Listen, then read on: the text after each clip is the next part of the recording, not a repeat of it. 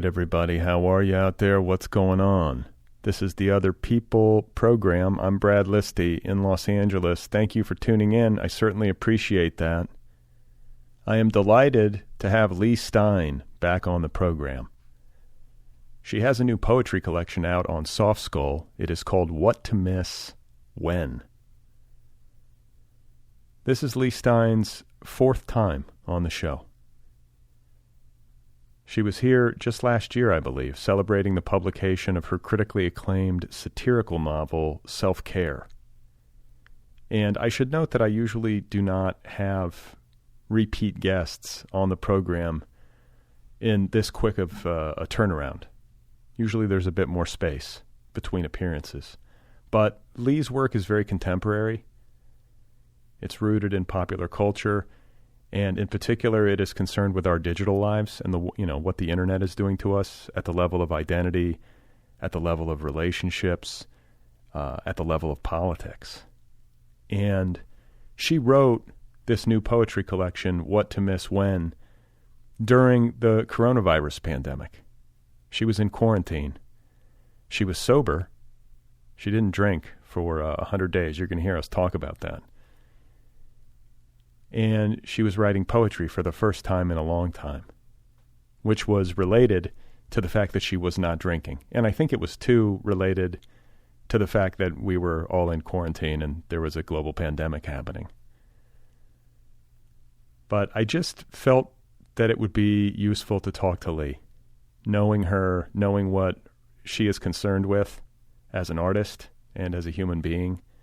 I felt like it would be relatable and interesting, and it certainly was that. So I'm very excited to have Leigh back on the show and to share today's conversation with you.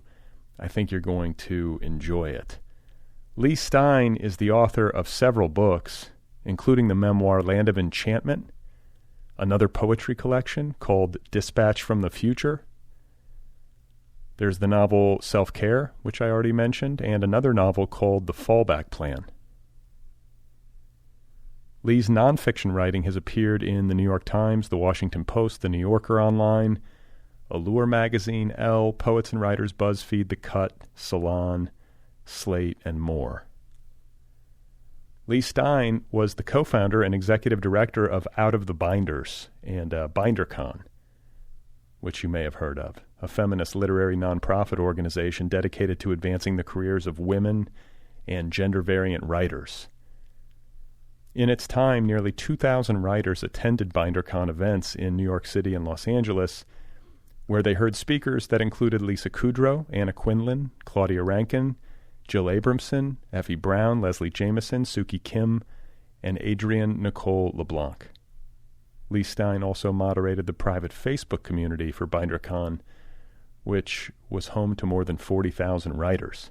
It is worth noting that Leigh Stein is no longer affiliated with BinderCon and is no longer on Facebook. And I think we talked about that last time she was here.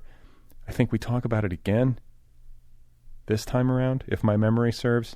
It's all in there somewhere. And I should say, too, that I feel like in a unique way, Leigh Stein's work activates me. Like after I did the conversation that you're about to hear in just a minute, I noted to myself, I was like, wow, I really talked a lot. I get all wound up when I talk to Leigh Stein. And then I suddenly remembered that the last time she was on the show and we were talking about self-care, I want to say somebody on Twitter was like, God, would Brad Listi just shut the fuck up? He would not stop talking. And I felt terrible because I wasn't trying to, I don't want to jabber at people, and I'm not trying to mansplain or do anything untoward. And so I think I reached out to Leigh, and I was like, God, if I talk too much, I'm sorry. And she said, no, she was very kind about it and generous and said that it wasn't something she had noticed. But I noticed it. And I think it's a credit to Leigh. It's the intellectual energy in her poetry, in her work, and just like her good brain and the things that she thinks about and wonders about, they really resonate with me. And then beyond that, there's probably just some strange, like mysterious alchemical thing that is happening that happens with, to me with certain people. And probably it happens to all of us, right? There are certain people that you meet where you just talk more than you normally do, or you're funnier, like a little bit funnier than you usually are, depending on who you're around. You know what I'm saying? Anyway, Leigh Stein, for whatever reason, gets me talking. And then probably it was caffeine too. I'm usually pretty jittery for these interviews. I drink like a pot of tea before every single one of them, usually, just to like stay sharp, So I thought, you know what I got to do? I got to do a plug. Today's episode is made possible by Harper, publisher of Snowflake, the new novel by Louise Nealon. Snowflake is the Nervous Breakdown Book Club pick for September. It is a #1 international bestseller, and it has been generating incredible buzz and winning plaudits all over the place. Roddy Doyle calls it, quote, mad and wonderful. I thought I was reading one thing, then discovered several times that I was reading a different, even better thing.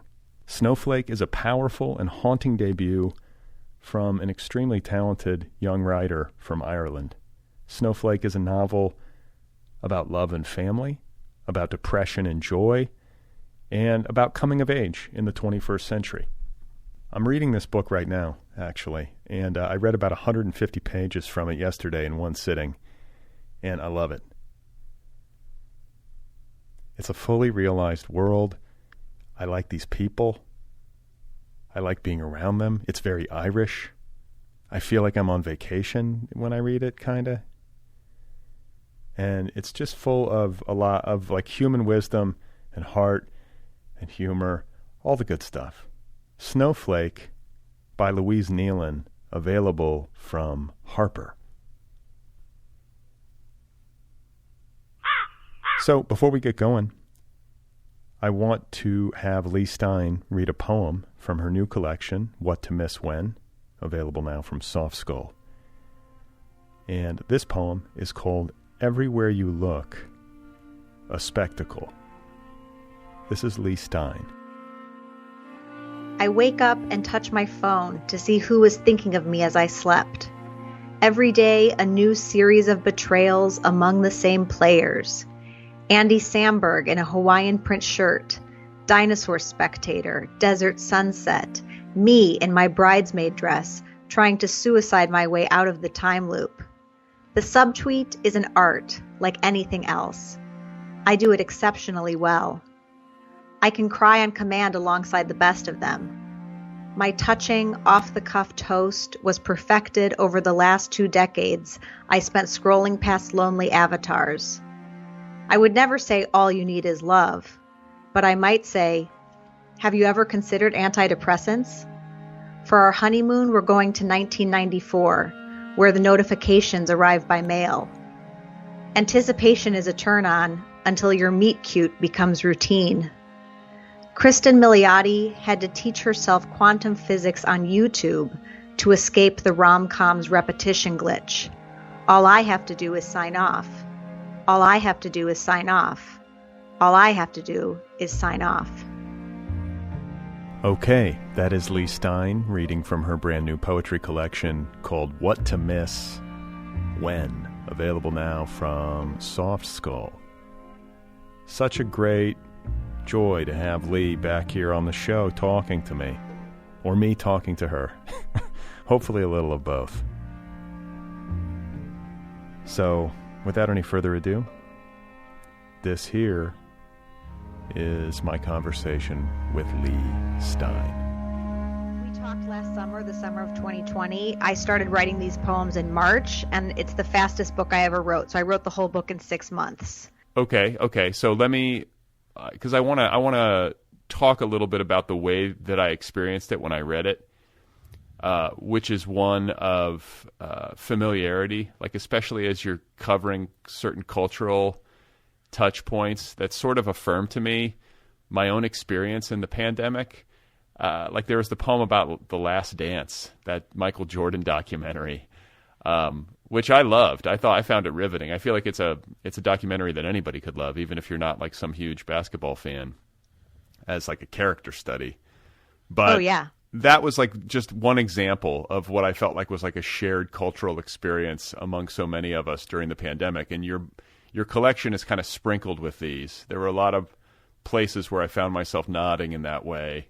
And in a weird way, it's comforting because I think we can all feel sort of isolated in our routines and isolated with our screens.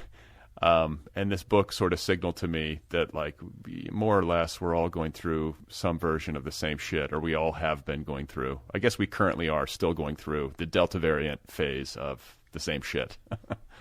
Right. There was a time where I was like, oh no, by the time this comes out, like, are we still going to be talking about the pandemic?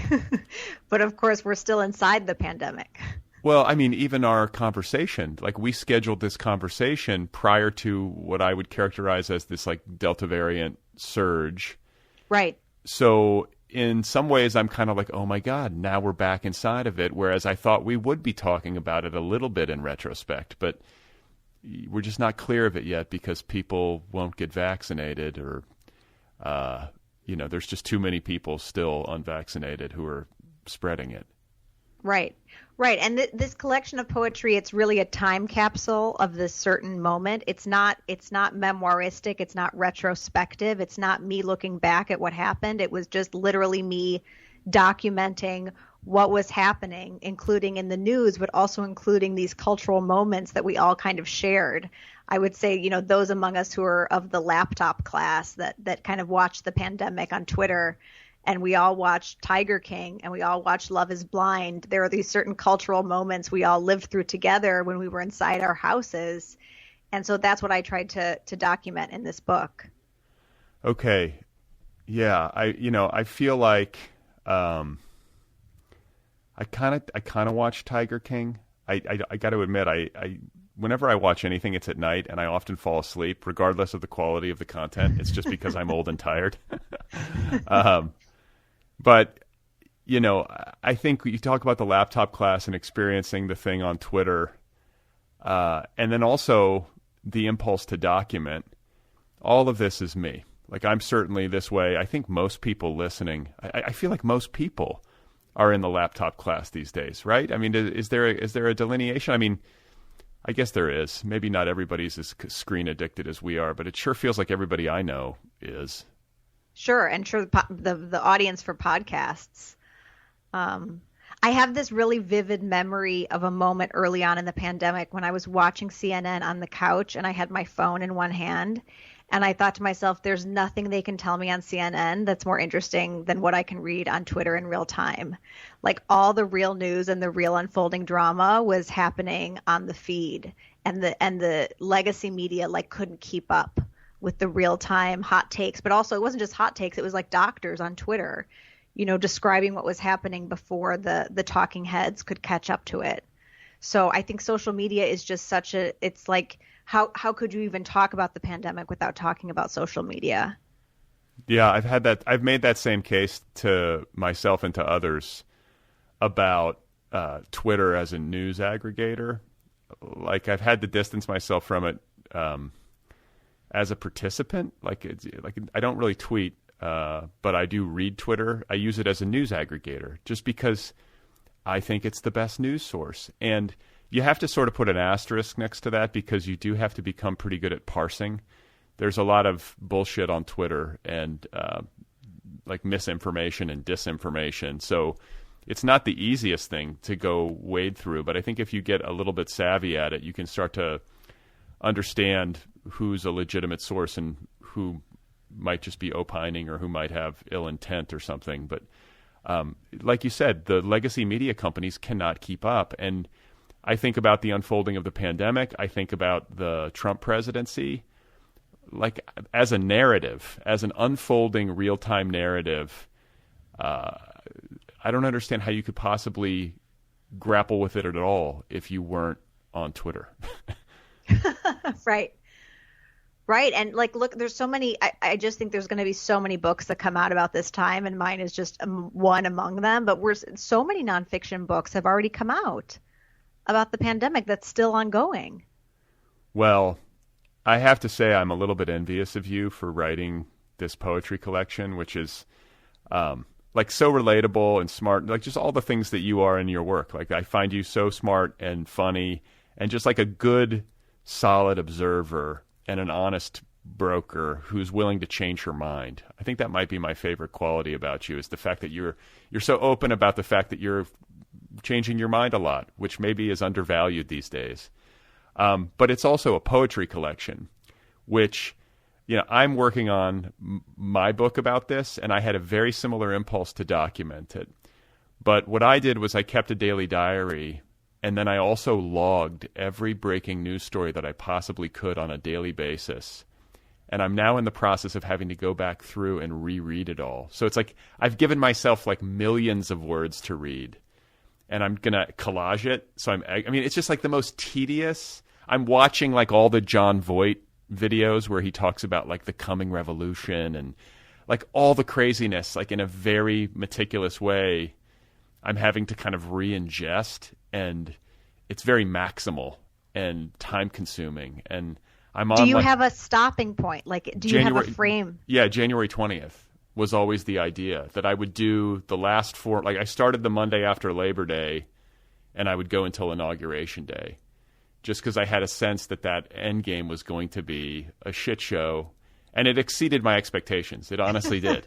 Like not only right, you got the Capitol riot, of course. That's what I mean. That's the end of Act 2. Like it not only exceeded my expectations in terms of the shit show, but it also exceeded my expectations in terms of how it delivered like plot points, like effortlessly just like delivered like a ready-made narrative. You know what I'm saying? Like it was all there. Yeah.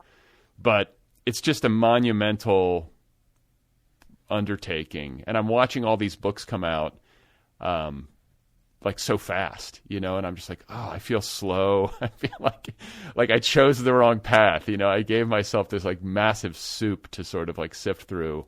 And then I think the idea is that I'm going to juxtapose it against my domestic life, which you sort of did in this poetry collection. Because how could you write about this time without acknowledging like just sort of the routines that you fall into and the inside life that we live during the pandemic, especially in its like lowest points when things were really bad, and especially when we didn't quite know what we were dealing with, you know? Right. But I think what you said a minute ago also makes me think about constraint.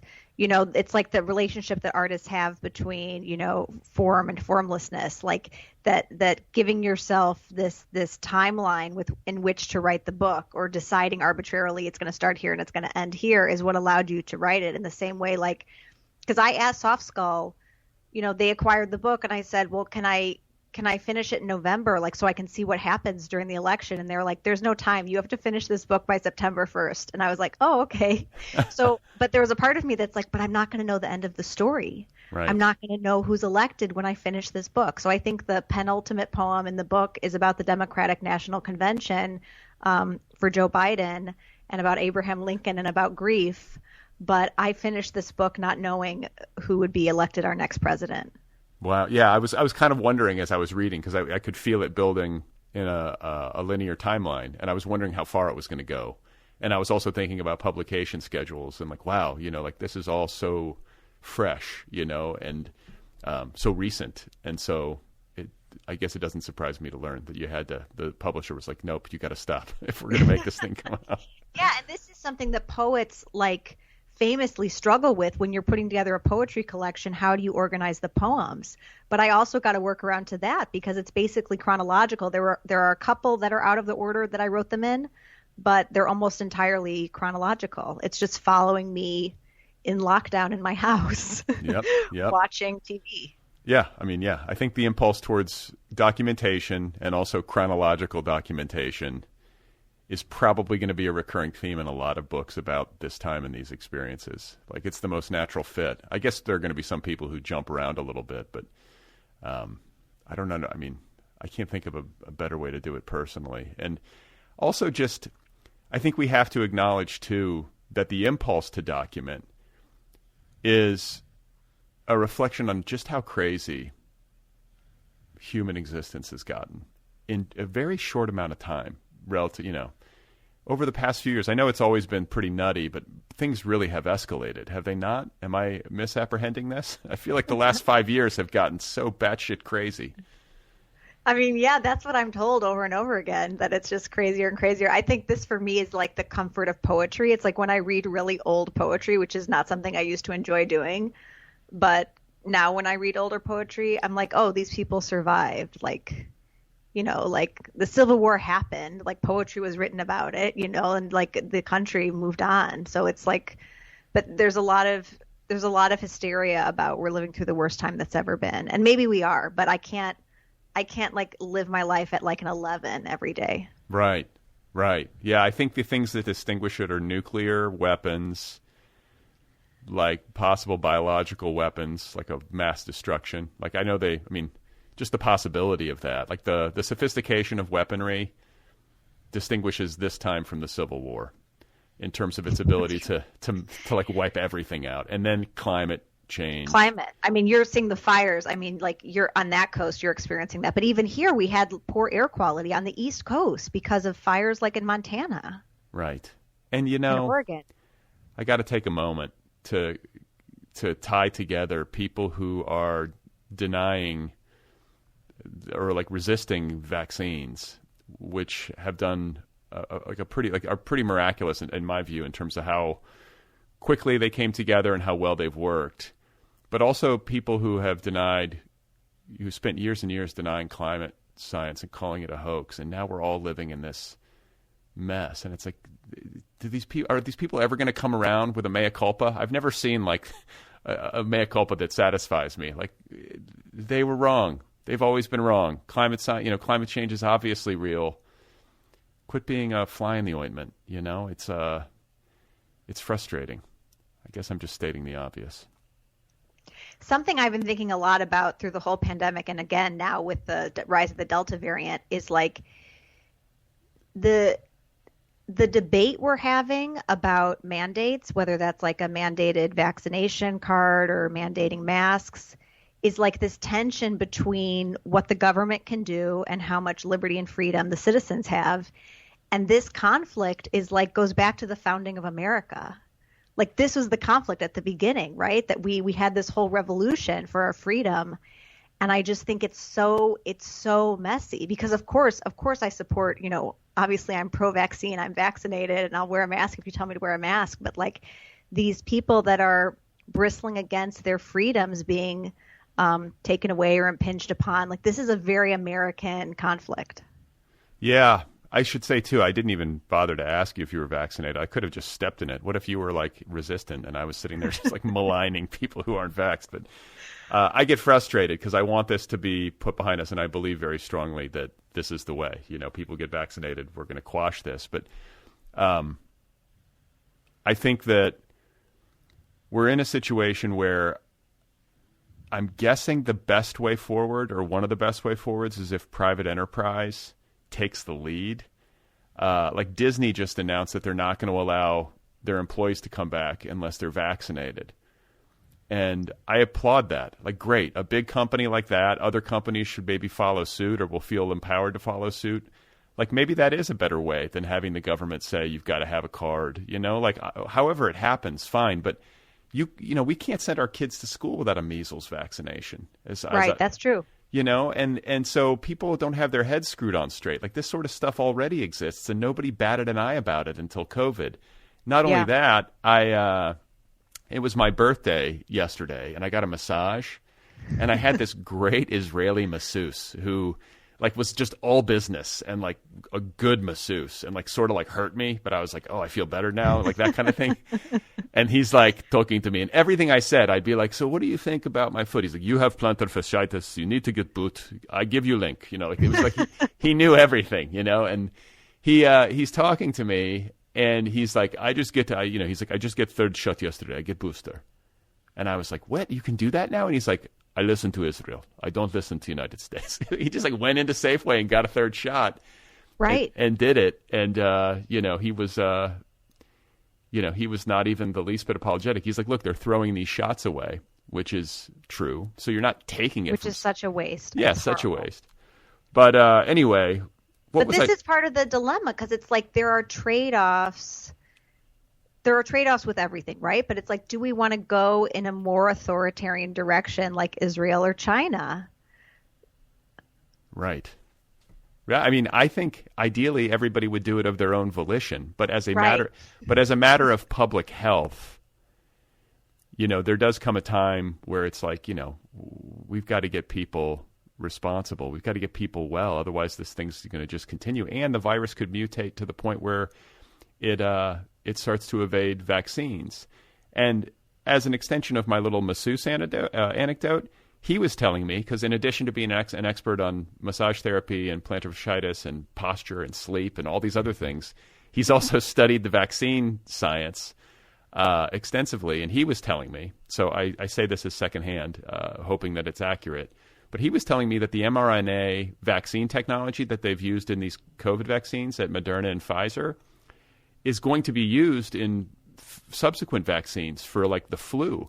And he said that these mRNA vaccines for flu shots are going to be like 90-something% effective at blocking the flu. So like the flu could be eradicated by this wonderful science. And the question becomes, are people going to resist that too? Like it's just nonsense. Like it just happens to be a scientific/technological pivot point with COVID and with this vaccine technology that's actually seems really good. But of course, people think they're being microchipped and turned into magnets and all this insanity. And I don't know how we get past that other than like kind of waiting it out and just repeating calmly that it's inaccurate.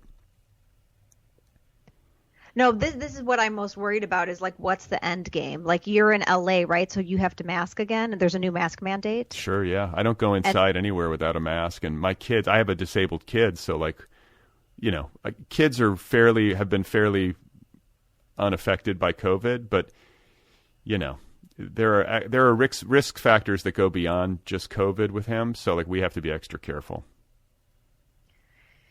Yeah, so we're watching to see if we're going to have another mandate in New York. I live in the suburbs of New York, but it's like if we all go back and we all mask again and we go inside, what's the end game here, right? Because like we thought that the vaccine would be the end game, that if we got enough people vaccinated, we would stop the spread.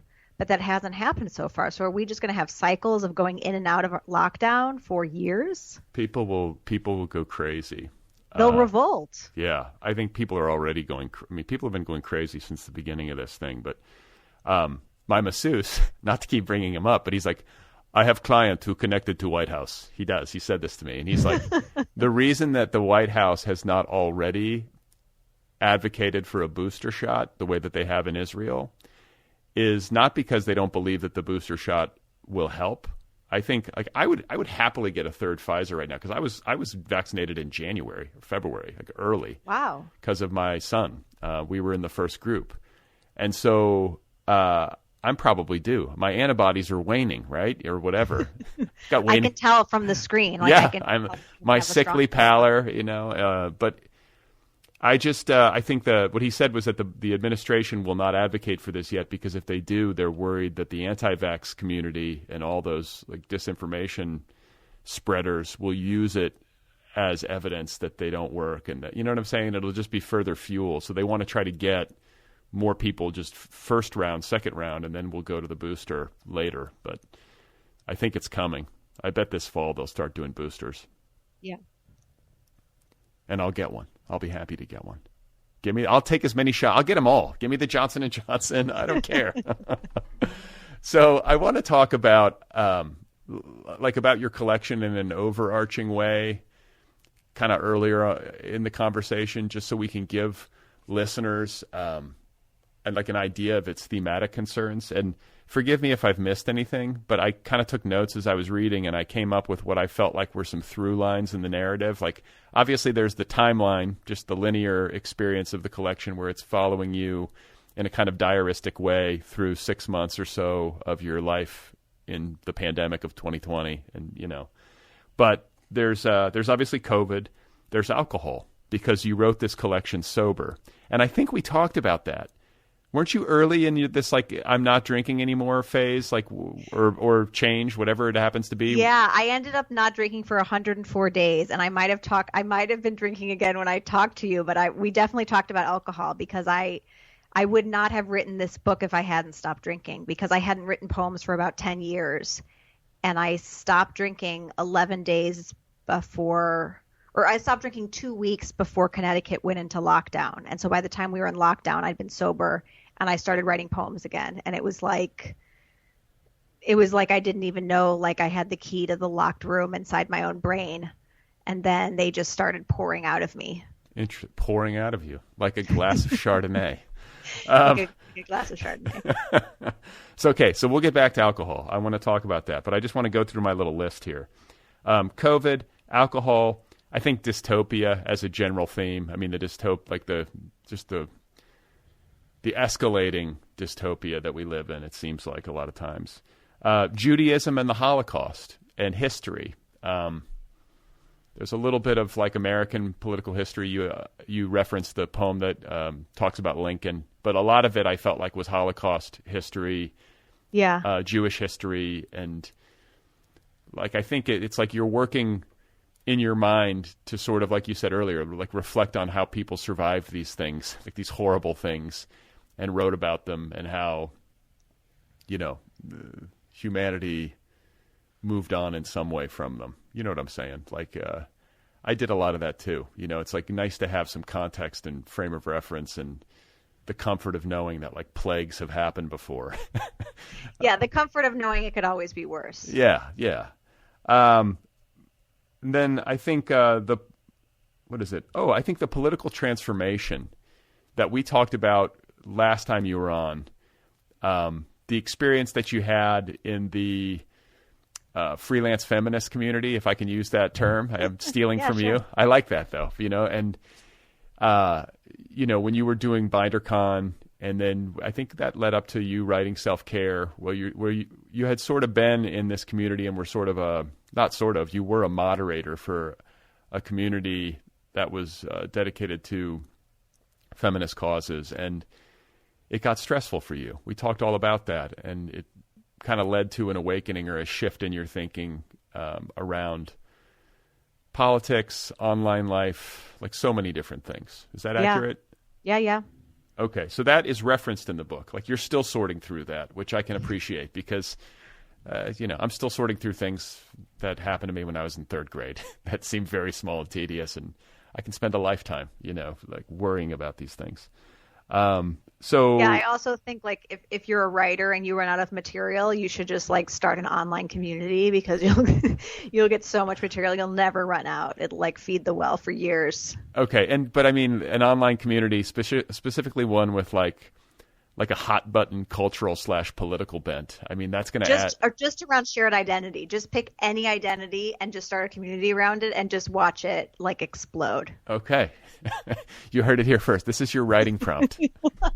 And then culture, because like this is another thing that I love about your work is that it's got this great combination of like high and low mind. And I say that like somewhat tongue in cheek, but I think you know what I mean. Like sometimes I feel like writers don't want to admit that they're invested in pop culture or don't want to engage with it because they want a respite from it or they just want to live above it or something. But I feel like your work is both really smart but unafraid to mingle with that stuff. And I always appreciate that because that's really where most of us are. I know there's a place in like literature for exclusively high-minded concerns. I don't want to say there's not room for it or that it shouldn't exist, but I always appreciate work that's like both really smart but also like right down with the people. Right. So there's that, and then I think social media. Like you said, you can't talk about the times that we live in or the experience of the laptop class and how we went through this pandemic without referencing social media and what it's like to read the feed. So did I miss anything? Is there anything in there that you felt like you were addressing in these poems that I did not at least touch upon in some way?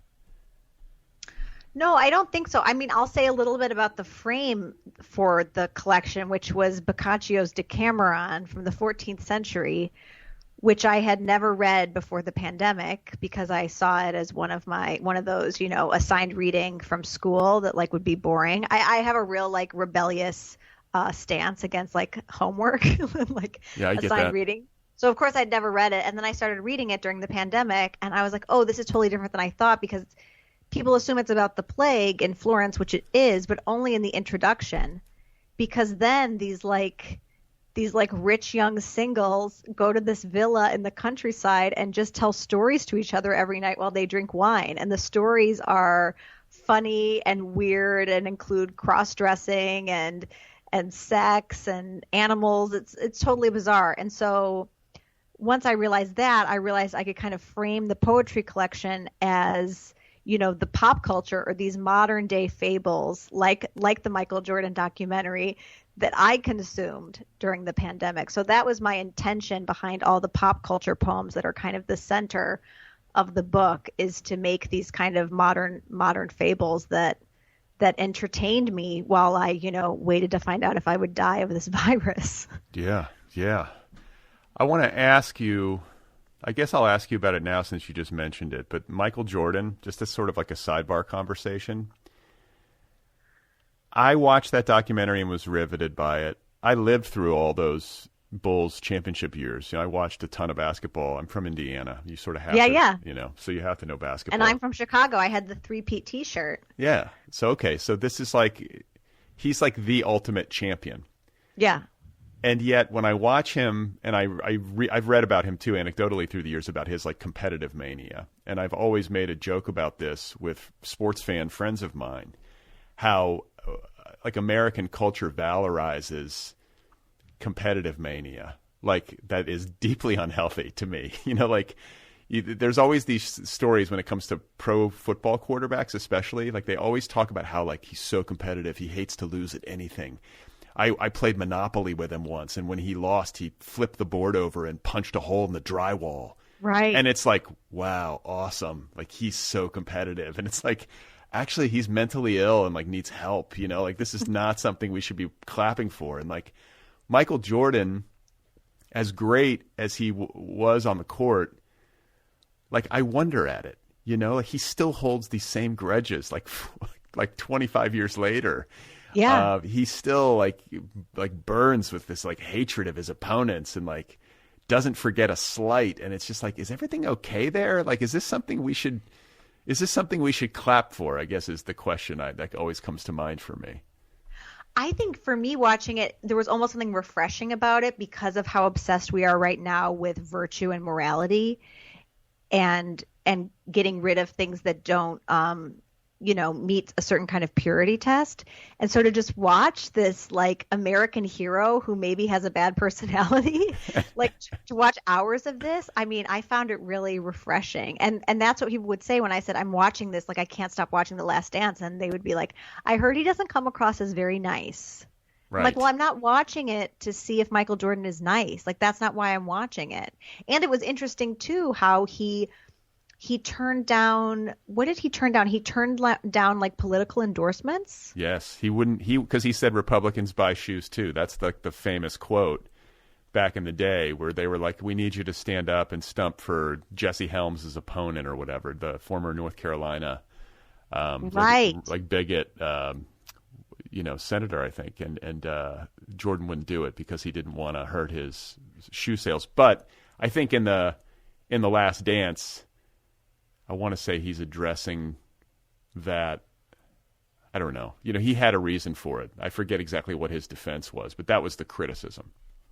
Right. So I'm watching this at the same time I'm on Twitter seeing Netflix and Amazon put out their Black Lives Matter statements. So it's I'm watching how corporate America is using the language of social justice to appeal to customers. And here's this flashback to the past where Michael Jordan is I'm not even going to choose sides. I'm not picking politics. I'm staying out of this. It just shows me how much has changed. Right. That's a good point.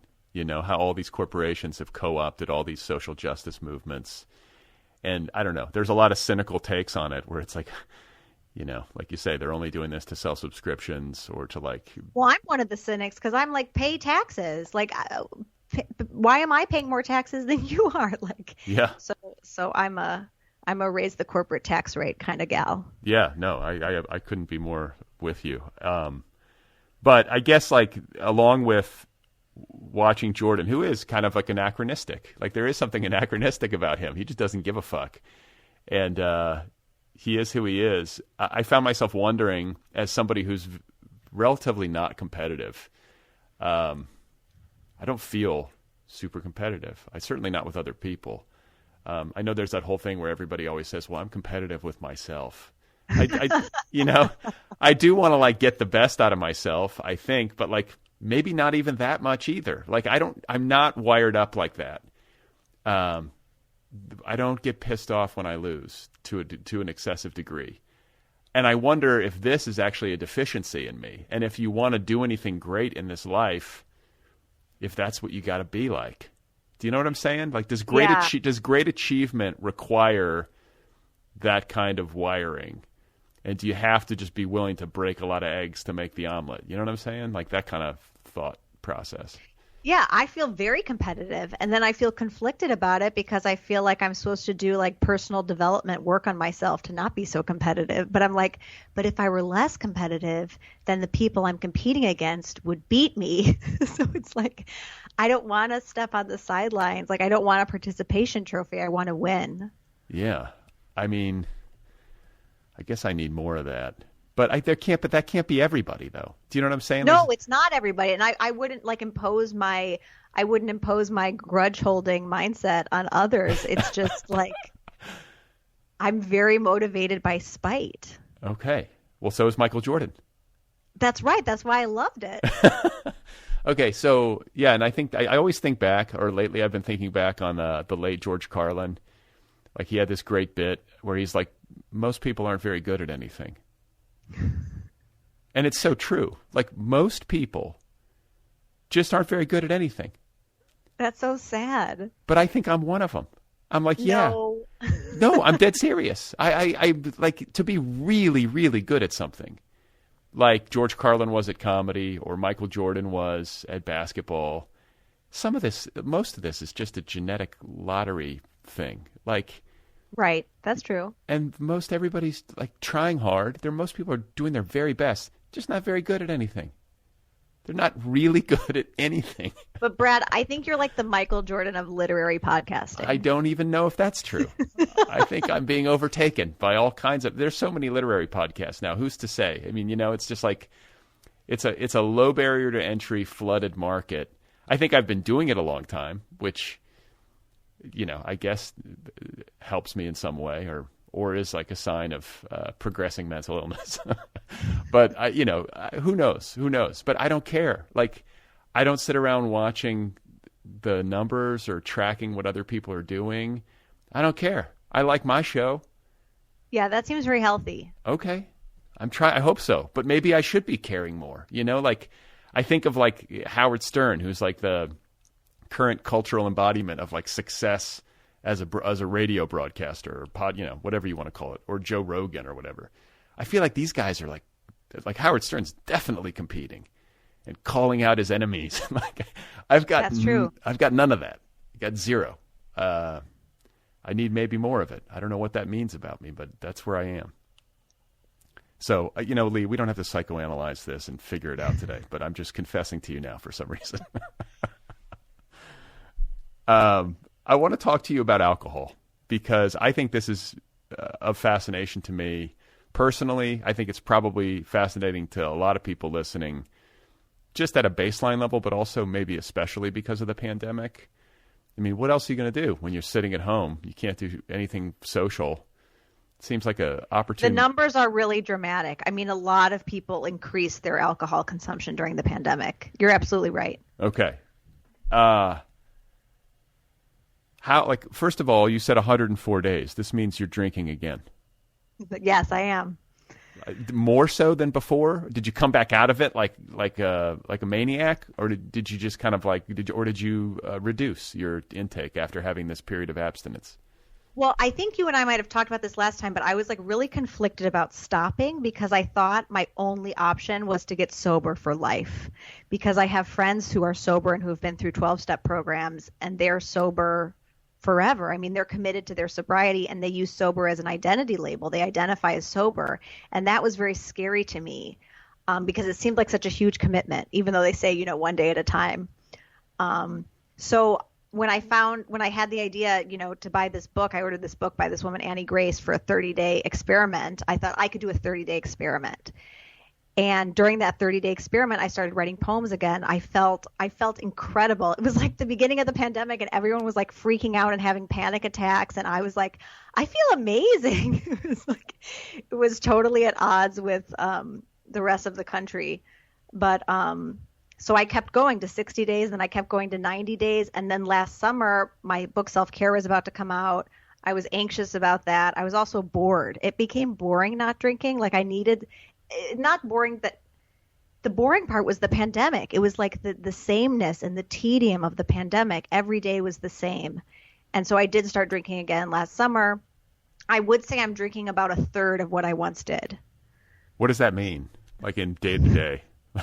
Just a bottle with lunch and a bottle with dinner. So I would say before I stopped, I was drinking 2 glasses of wine 7 days a week. Okay. So now I would say I drink 1 or 2 glasses of wine maybe 2 days a week. Oh, that's good. So I try to make it like I'm trying to make it like a weekend treat, like a thing I do on the weekend, and not a thing I have to do every day. All right. So here's where I come in, because I used to drink because I'm like I think we talked about in the self-care conversation, I'm very susceptible to any like well-being or health news. If you tell me that like I need to moisturize, like I will moisturize. Like I will take care of my skin. I'll wear the hat. Like I'll do anything you tell me if it's good for me, like I'm very susceptible to that sort of stuff. So red wine, supposedly good for you. Allegedly. Allegedly. That's what I drink. And it was like men can have 2 glasses, women can have 1 glass. That's sort of the popular notion. So I was having 2 glasses of wine a day, 7 days a week. And I did that for a long time. And then I think there's a period where I even talked about it on this show years ago where I was like, I think I'm going to stop. I think this is like, why am I doing this? Is this like Dumbo's feather? Like, why do I need to have these 2 glasses of wine every day? Right, because it becomes a habit. Yeah. But then I stopped, and then I was like, but I wasn't getting fucked up.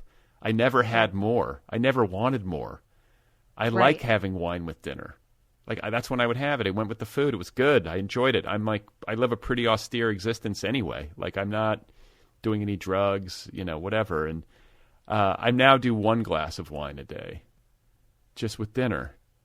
And I guess that's okay. I don't know. These things. I'm also Buddhist, so I'm constantly reading things where they're like, ooh, the Buddha said any intoxicant is bad. And I'm like, oh, I'm failing as a Buddhist now. And, all that kind of stuff kind of plays in my head.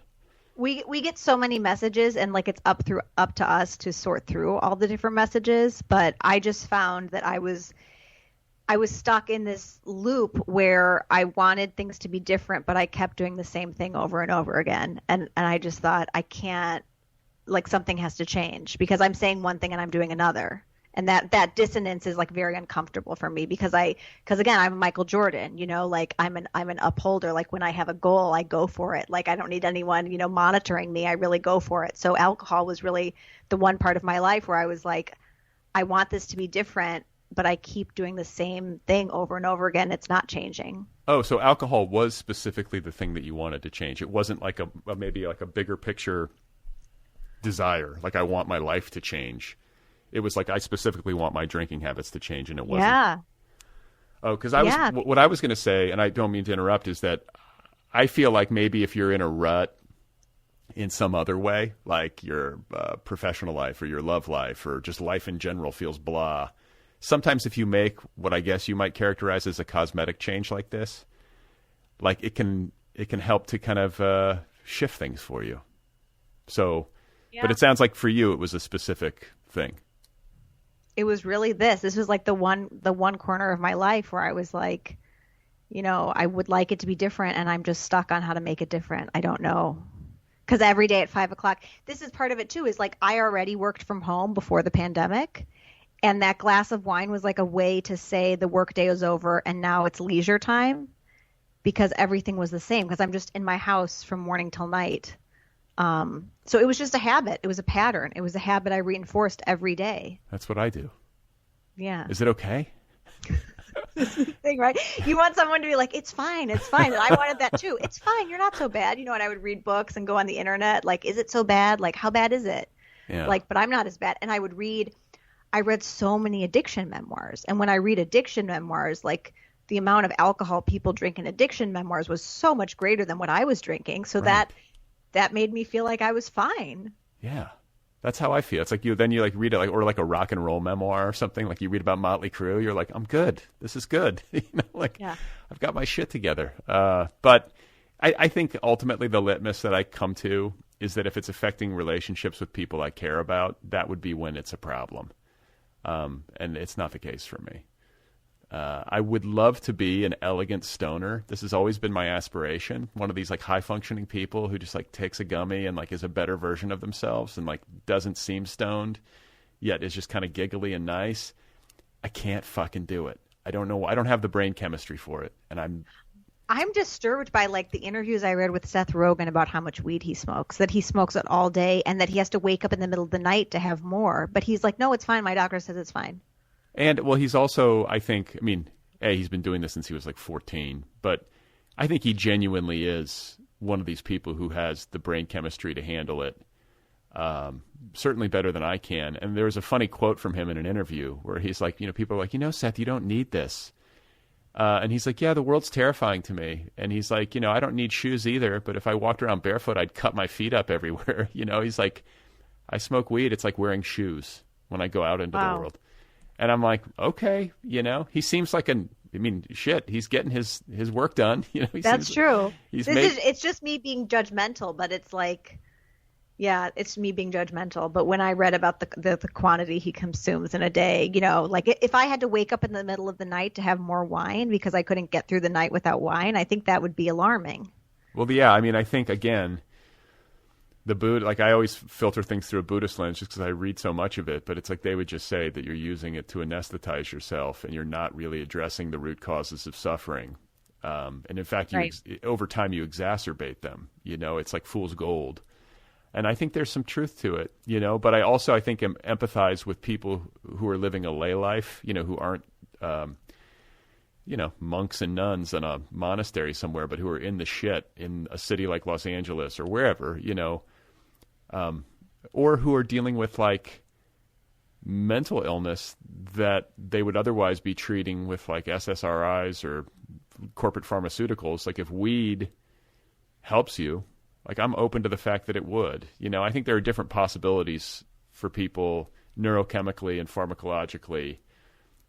So I don't want to be too closed about it, but I think, you know, in your poetry collection, it made me think, I think it addresses this, but it also made me think of like how we get better as a species, how we get better as a country. Like humanity's got to shift at a consciousness level if we're going to make it, it seems to me. And what I often think is that we have to make some pretty radical shifts in how we consume and how we relate to the world and to each other. Like radical shifts behaviorally, but also radical shifts philosophically. Like we have to really change big time and become more austere. Like the way that I think we would, if you told the average person what they probably have to do if we're going to make it, if their grandkids and great-grandkids are going to have like a habitable planet, they would scoff. Like I think about my own aunts and uncles where I were like, you know, you really might have to cut your meat intake by 70% to help reduce, you know, methane and, you know, like those kinds of like lifestyle changes that they would just go like, what? Like, no, you know, and that's just one example, you know. I guess there's the asterisk that I need to put next to it again is that I'm filtering it through a Buddhist lens again, where I'm like, this is sort of what they're talking about. And if you lived more like a monk or like some sort of austere person who's like off in a cave somewhere or something, or living on an ashram, you know, maybe that's just me like with a narrow vision and there are different ways of doing it. But I do feel like we need to make radical shifts and quickly. And I worry about our ability to change that fast. Well, what you're saying is reminding me that when I was writing these poems, I was sharing them with Chelsea Hodson, and I had told her that I'd stopped drinking and I was writing them, and she was like, "Have you ever read the Stoics?" And I was like, "Well, those are other classic books I never read." Right. And I think you would like it. Like, I think you should try. Like, she's like, they're like tweets. Like, you could read them. So I read like some Marcus Aurelius. But I think this connects to Michael Jordan too. There is something that's stoic about, the discipline of the body, the discipline of the mind that I'm sure connects to Buddhism too. That it's like there's something disciplined in denying yourself and not giving in to every temptation and every craving and into hedonism and pleasure, to thinking more critically about, even what thoughts you're having. So there's something about that that's like very attractive to me, this stoic mindset. Yeah, there's a ton of crossover. And by the way, I should say a couple things, because I know you thanked Chelsea Hodson in your acknowledgments. She has been a friend of mine for a while now, and also like a great helper. She has a great spirit about her when it comes to creative work, and is just so generous to so many people. Like over and over again, I either hear from people or I read in acknowledgement sections that Chelsea Hodson was either an early reader or a cheerleader or an encourager in some she's way. Great. And I don't know, I want to give her a shout out because I wish more people were like that. Yeah. So alcohol in terms of creativity, like you talk about quitting and then suddenly poems start flying out of you. I would imagine that's an incentive to keep sober. You're like, wow, my creative output is fantastic while I'm not drinking. Like, that's not a small thing. Have you noticed that it has receded? I know these things are cyclical anyway, but like when you start drinking again, did the poems stop coming, or did you find yourself at a loss for words?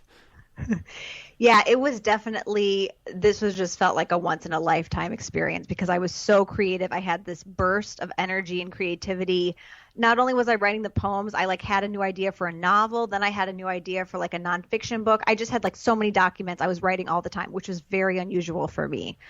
And then that honeymoon phase ended. It slowly faded away even before I started drinking again.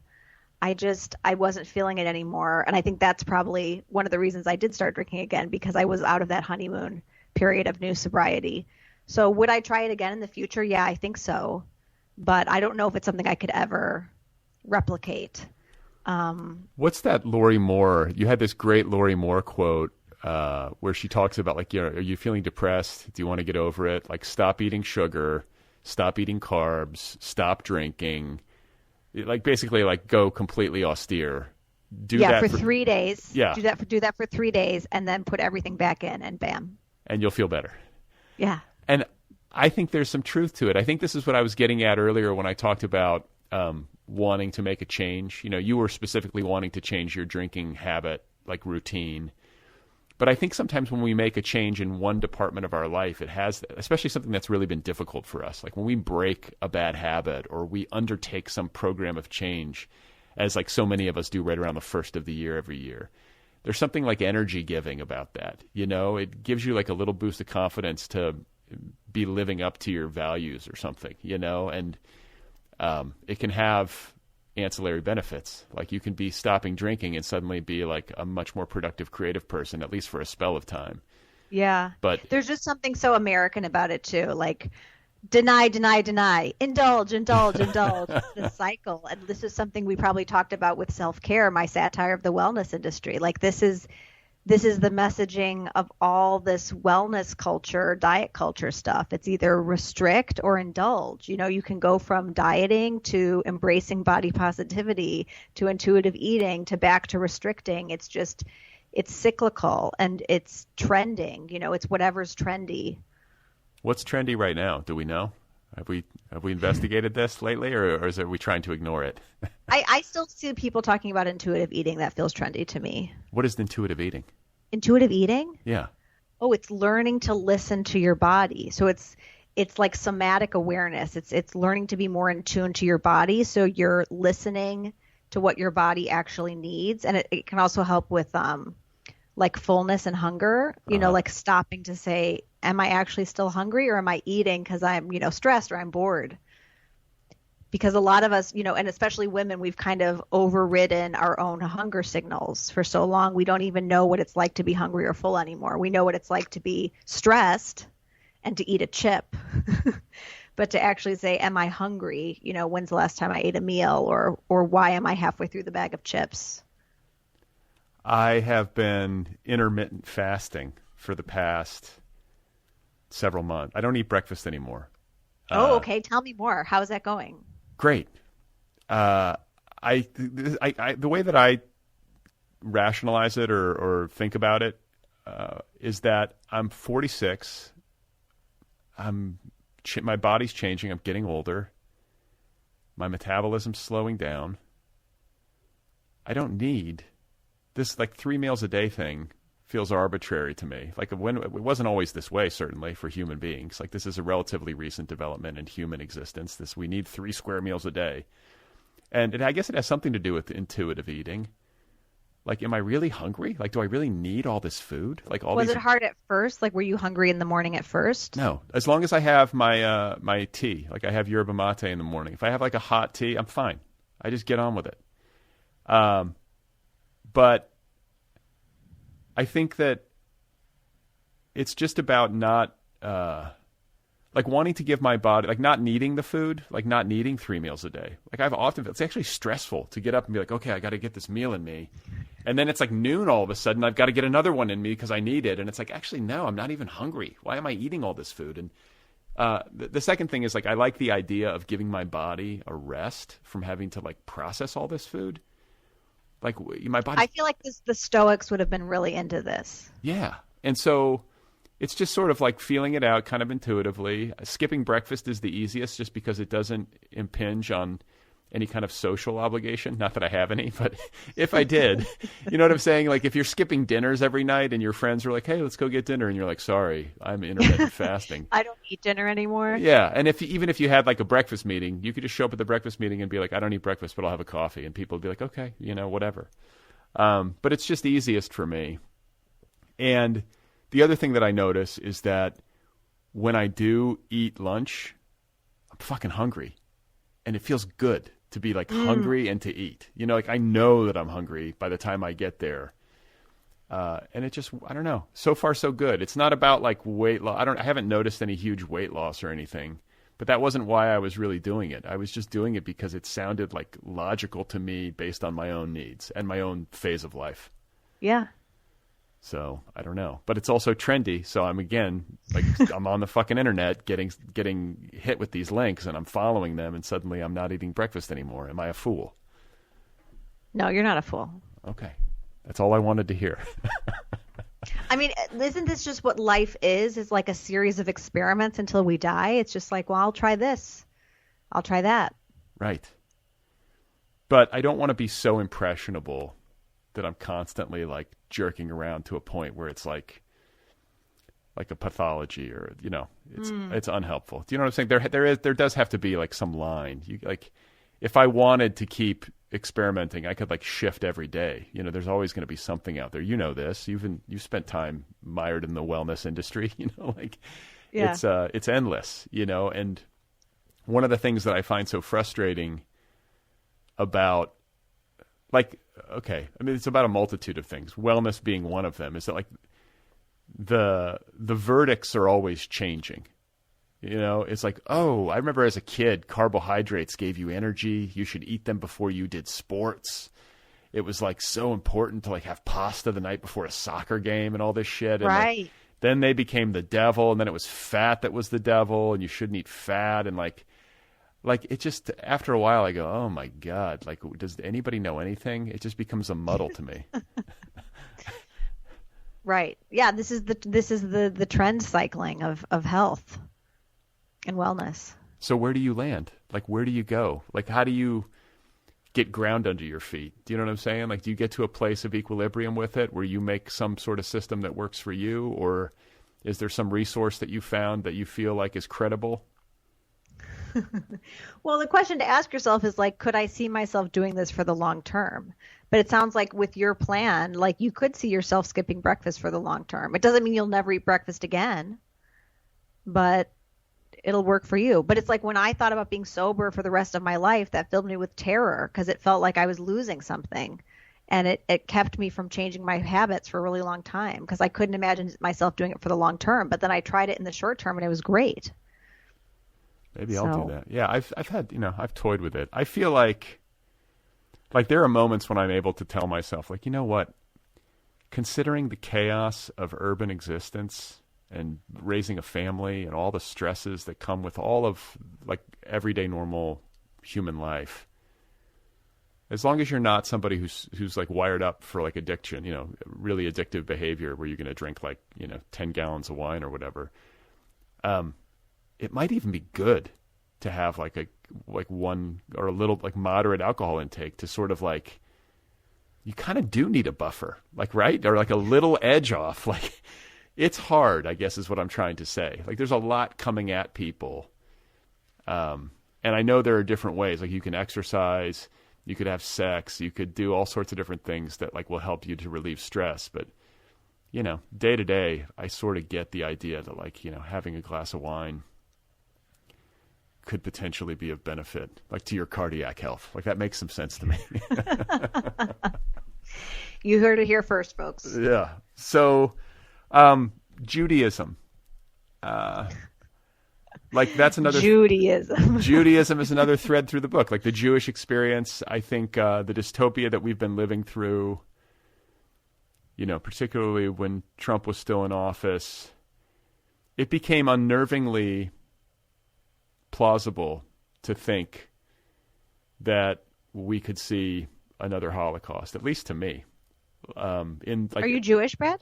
No, but in spirit, I kind of am. I'm Catholic, but I feel an affinity. Oh, right. You're Catholic. You're an honorary Jew. You're an honorary member of the tribe. I feel an affinity. I always have, not always, but I had Jewish friends growing up, and I don't know. I've always felt like simpatico with the Jewish sensibility and my Israeli masseuse. Right. So I don't know. I don't know if you felt that. It seems like you did through the poems, that it was like getting a little scary the way things were coming unhinged. And if not scary and in like another Holocaust is imminent sense, it became scary in the way that it made what previously seemed unthinkable to me thinkable. It was like, It was very easy, I think, in the past maybe or in like my younger years to be like, God, how fucked up were things in Germany in 1933? Like, Right. So I got engaged right before the pandemic to my boyfriend of almost 10 years. And so I was planning a wedding during the pandemic. Until the pandemic happened, we postponed the wedding plans, but we ended up just getting married this summer. Congratulations. Thank you. And we got really lucky on the timing. But so my partner of 10 years is Jewish. I'm half Jewish. My father's side is Jewish. My mother's side is not. But his grandparents are Holocaust survivors. And he has always been much more anxious about anti-Semitism and about the possibility of another Holocaust or another Hitler in the United States. That's much more palpable to him than it is to me. And I think for good reason, because he has a much closer connection to it.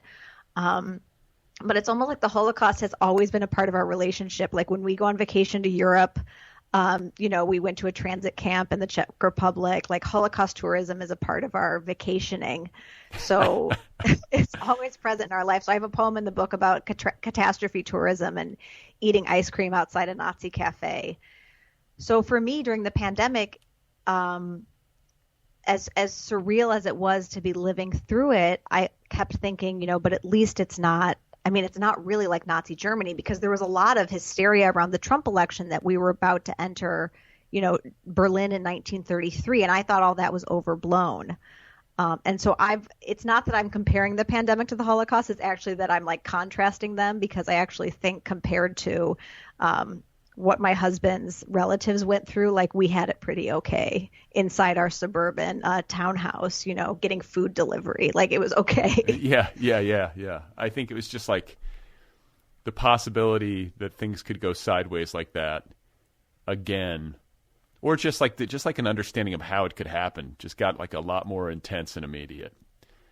Yeah, and there's always like a scapegoat group, right? Because the Asian Americans were discriminated against as scapegoats during the pandemic, and then there was a rise in anti-Semitism. So it is true that, Jews have historically been a scapegoat during hard times. So that is true. Yeah, and then not to mention like all the people at the border and the kids at the border and what were essentially camps. Yes. With the chain link and the shortage of blankets and all the rest. I mean, just like kind of nightmarish and yes, and hidden and evil. So, it's crazy to say that we've done all that as a country and that we've kind of lived through it or been witness to it. The backlog of people being able to apply for asylum, because it's like, my husband is alive because his grandparents were refugees. They came here to America. They were allowed to come in, and that's why he's alive today. So it's like, it's upsetting to me that all these people who deserve asylum can't even apply. Yeah, that's a mess. That's like what the whole country's supposed to be about, that Right. you're in a really shitty, untenable political situation that's threatening your life or your ability to exist in a humane way, and you're supposed to be able to come here. Right. So what it's making me think about, though, talking about all this stuff, especially like the catastrophe tourism, and just the immediacy of the Holocaust still for generations of Jews who are at a remove, like generationally speaking, like, 1 or 2 or 3 or 4 generations or whatever, is this notion of trauma and trauma response. Yes. I've had conversations on this show in the past about how trauma gets coded into our DNA and like passed down. I forget what that's called. There's like a word. Epigenetics, yeah. And then I'm thinking about like the past 5 years for me. The Trump presidency plus the pandemic. I have often thought, like, what is this doing to us? I think you're concerned with this as well in your collection. Like, how are we processing this? How are my kids processing this? Homeschooling and wearing masks, and they seem to be handling it fine in the manner of children, but we don't know exactly how this is imprinting on them. And I think it's plausible to imagine that like 25 years into the future, we'll still be behaving in ways that are a response to this, or talking about it as if it were yesterday. It seems like that big of a period in history, or am I overdoing it? No, I think you're right. One detail from the pandemic that's not in the book, but that sticks in my memory, is my friend who has toddler daughters who had to get weekly COVID tests for their preschool. And so then they would play COVID tests with their stuffed animals, and they would stick paintbrushes up the noses of their stuffed animals. So this kind of like play therapy for them, but it's that's how they can process what's happening. But yeah, I'm sure you're right. Like in 5 years, let's say we get out of this, and in 5 years, there's going to be another virus, right? And it's going to just trigger a fear response in all of us. Yeah. Yeah. I mean, I'm just like, I'm sort of I'm crossing my fingers that these vaccine makers and scientists are going to have, like, hopefully there's an impetus now for proactive development of vaccines to be. I know they were already sort of doing that, but my God, like, it seems like there would be an overwhelming consensus among all subsets of the human population to try to guard against this somehow better than we have. Yeah. Well, I get like, is this the major event of our lifetimes, or is this the first major pandemic of more to come? Yeah. Or just like, I mean, I thought I'd never see crazier shit than 9/11. I was like, oh, like this is my Pearl Harbor. Like, remember how we all like, got our American flags out or whatever and thought that was going to be the worst we saw. And, it was awful, but like 3,000 people died, right? And now we're in the pandemic and we're at like pushing like 620. Yeah. So it's like, I mean, I think the scale of what has happened is slow. People are slow to realize, I think, myself included, like just what this means. I want to say that there are 110,000 orphans in the United States alone, COVID orphans. Wow. And like the ripple effect, it's not just the person who died, it's the children they leave behind. Right. It's the siblings and parents and aunts, everyone who loves them, friends, like everybody gets affected by this. Like it is a colossal human catastrophe that I think it's pretty difficult to grapple with. I mean, we can see like a story on CNN or on the feed or whatever about, somebody like these, you see these stories about like kids who lost both their parents to COVID, and you're just like, your heart is just shattering. Or the family who's like, in that very small percentage of people who lost a child to COVID, and you're just like, oh, but these stories like by the hundreds of thousands just for the victims alone. And then you start to extrapolate out to everybody who's affected, and it's millions of people that this has touched just in our country. Yeah. So it's a big experience, like mathematically and otherwise. Yeah, it's very hard, and I say this in the book, but it's like very hard to hold it all in your head at one time. And it's not because we're insensitive or uncaring or not compassionate enough. It's just it's so big that you can't think about it all at one time. It defies sense.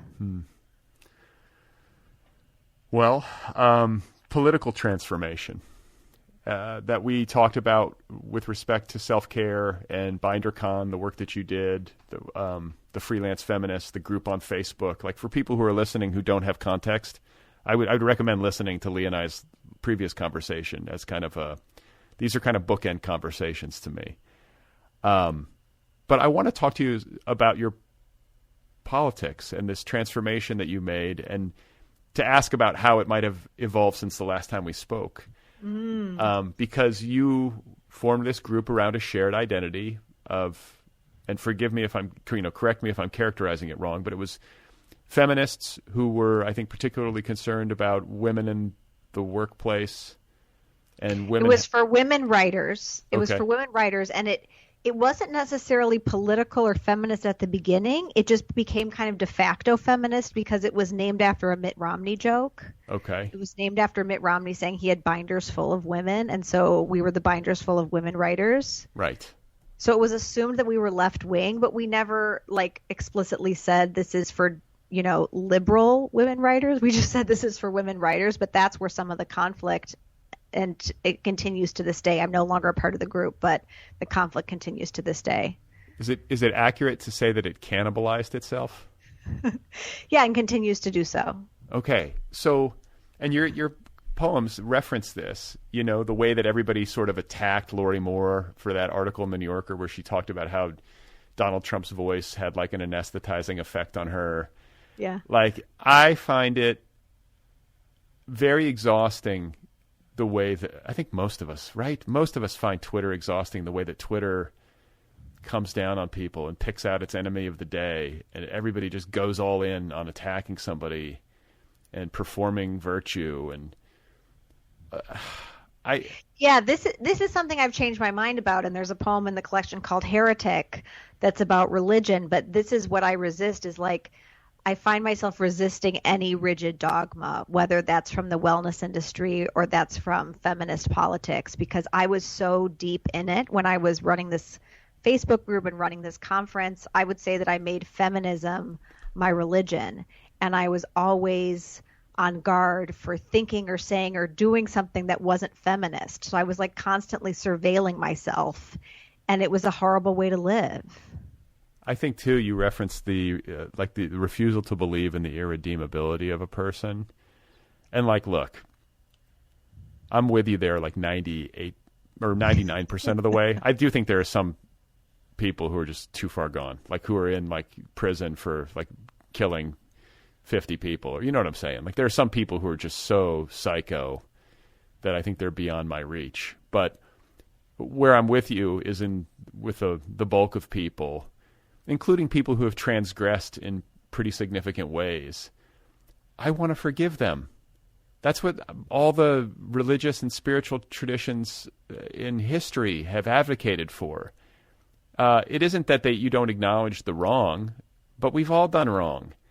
And I feel like these witch hunts that happen where people just get canceled and shut out and whatever you want to, I don't know how to talk about it, but you know what I mean? Like somebody becomes a demon and they're essentially cast out of the house and they can't come back. I find myself being like, well, I want to, like, they obviously have to want forgiveness, and they will have to make changes to address the wrong or whatever. I'm not suggesting no accountability, but I can't bring myself to be like, fuck you forever, you're gone. You know, like, that's the part of it where I find myself diverging. Right. It's like the Shirley Jackson story, The Lottery. It's like someone is chosen and we're all going to stone this person because it helps the group stay cohesive. And you just have to hope that it's not going to be your turn this year. Yeah. Everybody, yeah. People take turns. So, you know, I've read that before too, where people are like, you know, I didn't fully recognize like the toxicity of this or the insidiousness of this until it got turned on me. That's what I think. There's like two kinds of people now. There are like people who have been at the bottom of one of these pylons and people who have not yet been at the bottom of one of these pylons. Right. Right. So I also think, like, at a practical level about making positive change, because a lot of times I feel like these pylons are intermingled with very righteous causes. Like women writers joining together around that shared identity and trying to help one another. Like, if you just described it, it sounds great, you know, like, yes, like good, you know, and right. These things aren't a bad idea in and of themselves. But what I find, I think, or what I worry about is whether or not, like, the actual goal, like the stated goal, the noble goal, is undercut by like these kinds of like punishing behaviors or pylons or just anger, like performances of anger as a way of virtue signaling, or going online and eliciting sympathy by telling one story of victimhood.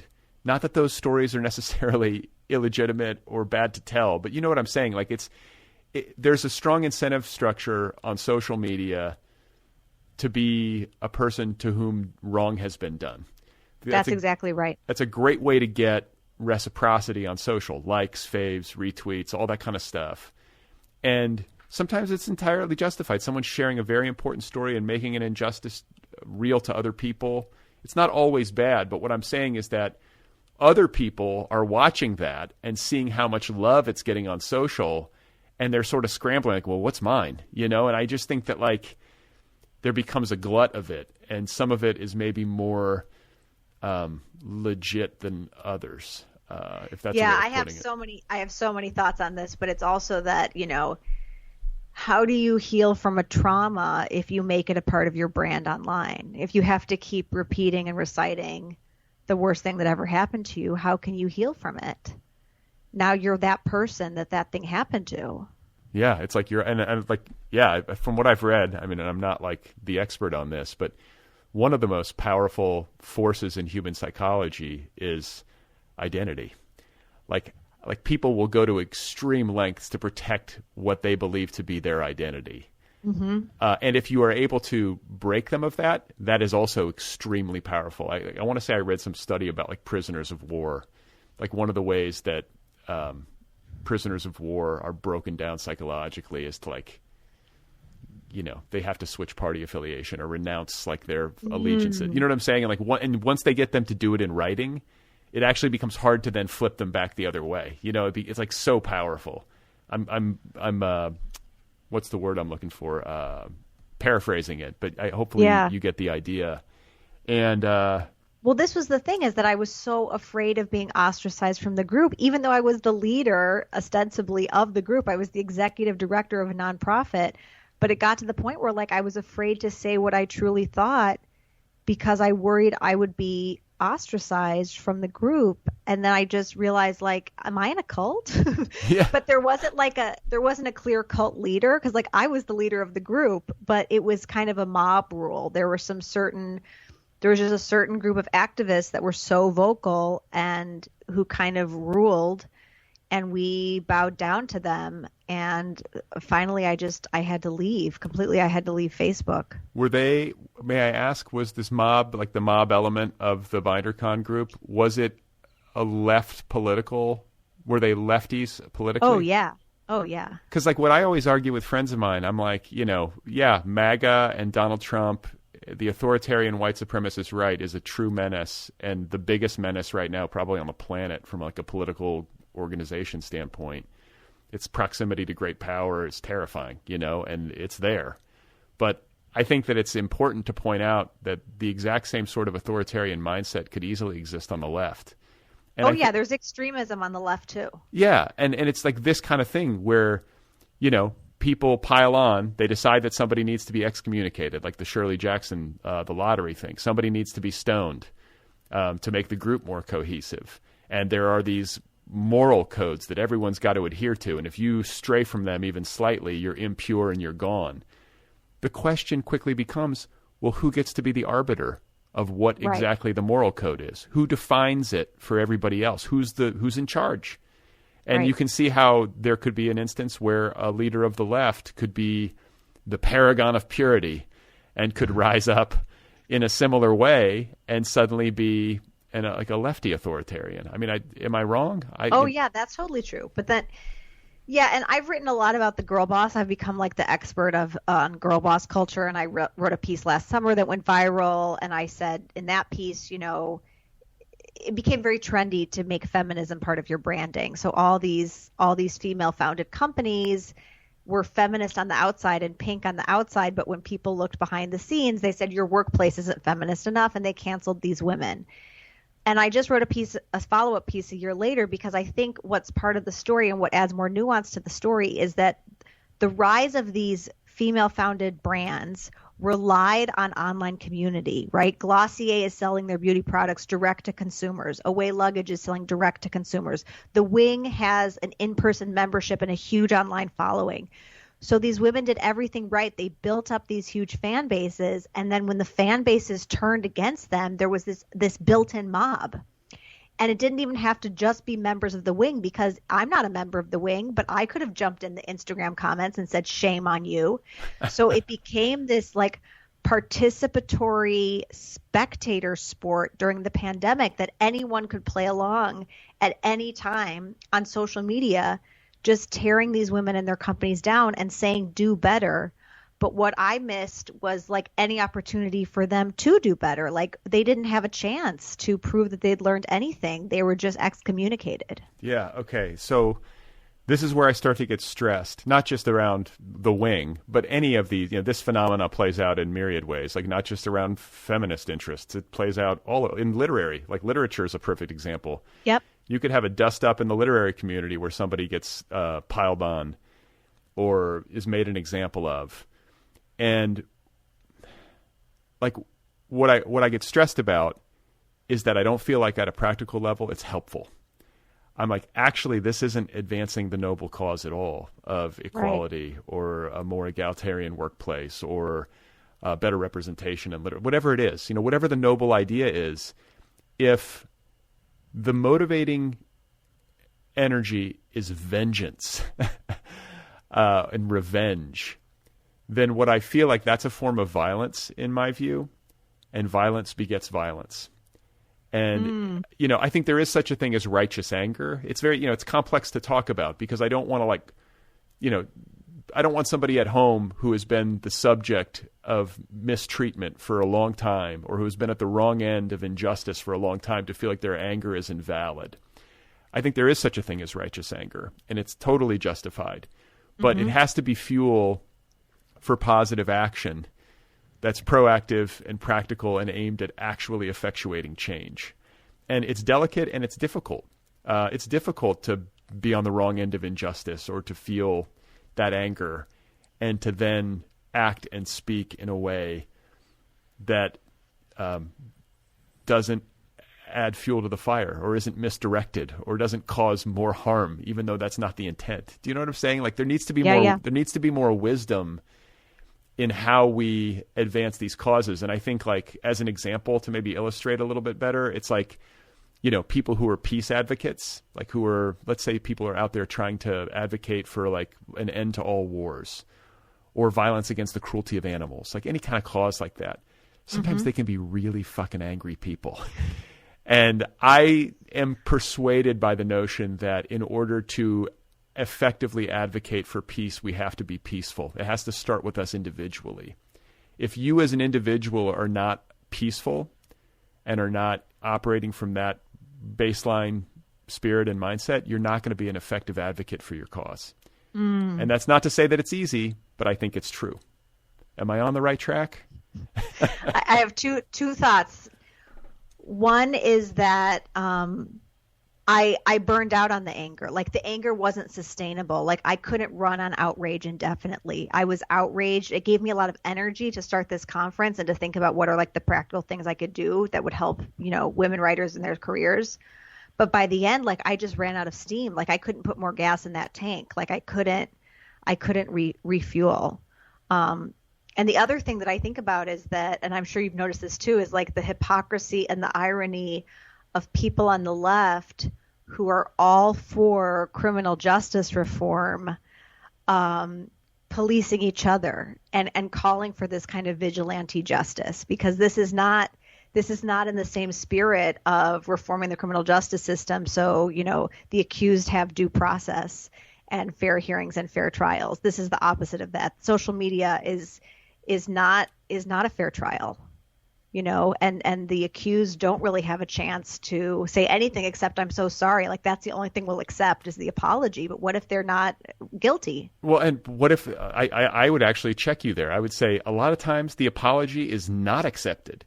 People, they want you to apologize, and then as soon as you do, they're like, well, that was a fucking shitty apology, and it's like, man, there's just like no oxygen given at all or any space for somebody to try to change. And that's where I get anxious as a passive viewer of this stuff, where I'm like, oh, you've just driven this person into isolation that's really going to be traumatic and difficult for them and might actually make them angry and bitter.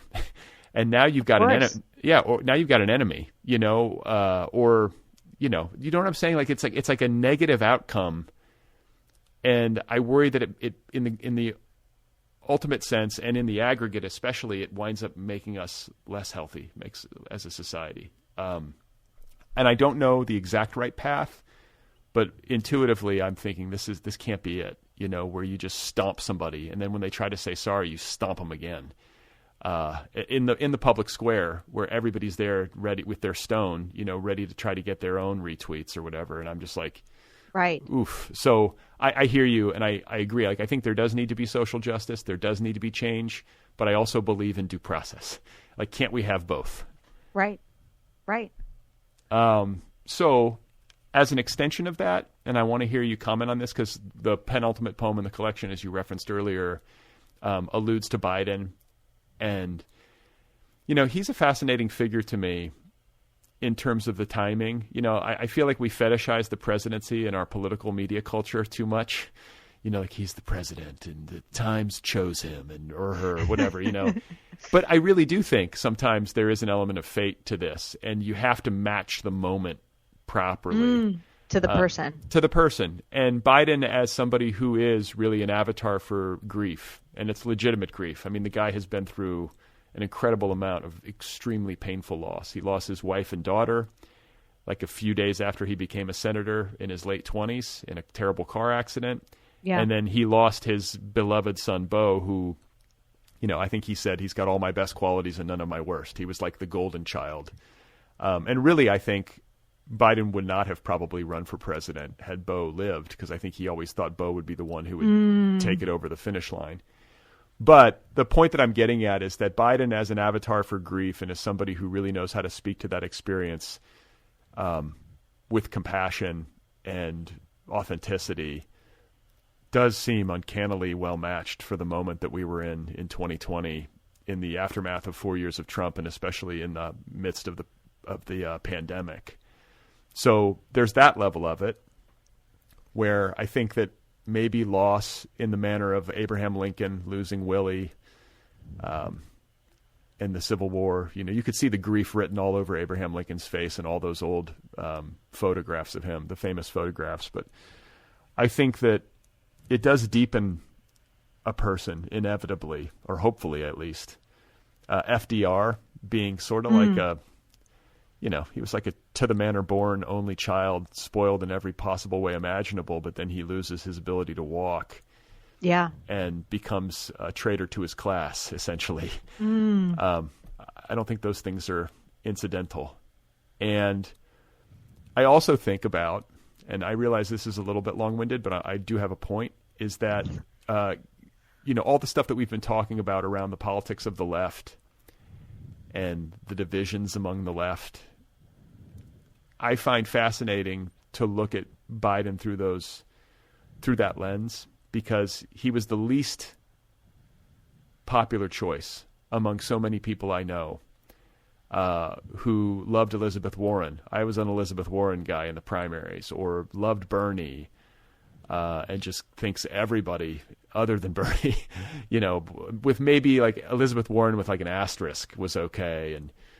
And yet we now sit at a point, and I realize this too is debatable, and these divisions still exist, and Biden is still the devil to many people on the left, but I feel like Biden, as a pretty objective matter, if this infrastructure gets passed, and if we are able to change voting rights, or protect voting rights in the country, could wind up becoming the greatest, or one of the greatest presidents to lead social change and economic justice in the country since like LBJ or FDR. I just mean to say that he was the one who was considered super, super moderate, and he is going to be the one who led the most progressive change potentially in our lifetimes. And maybe it's not enough, and maybe it's got flaws. I'm sure it does.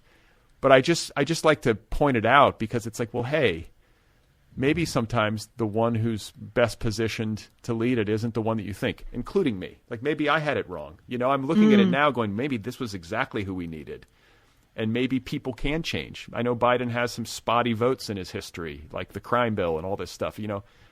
I'm not denying any of that. But I think if we just castigate him for all these errors in his past and don't give him any room to grow and change and be better, then maybe we deny ourselves this moment. Do you see what I'm saying? Like, I don't know. Like, that's where You're saying give Grandpa Joe a chance. Yeah, give him a chance. I mean, do you give Grandpa Joe a chance, or do you? Yeah, he was never. I mean, he wasn't even in my top 5. And part of that is me being ageist about his age.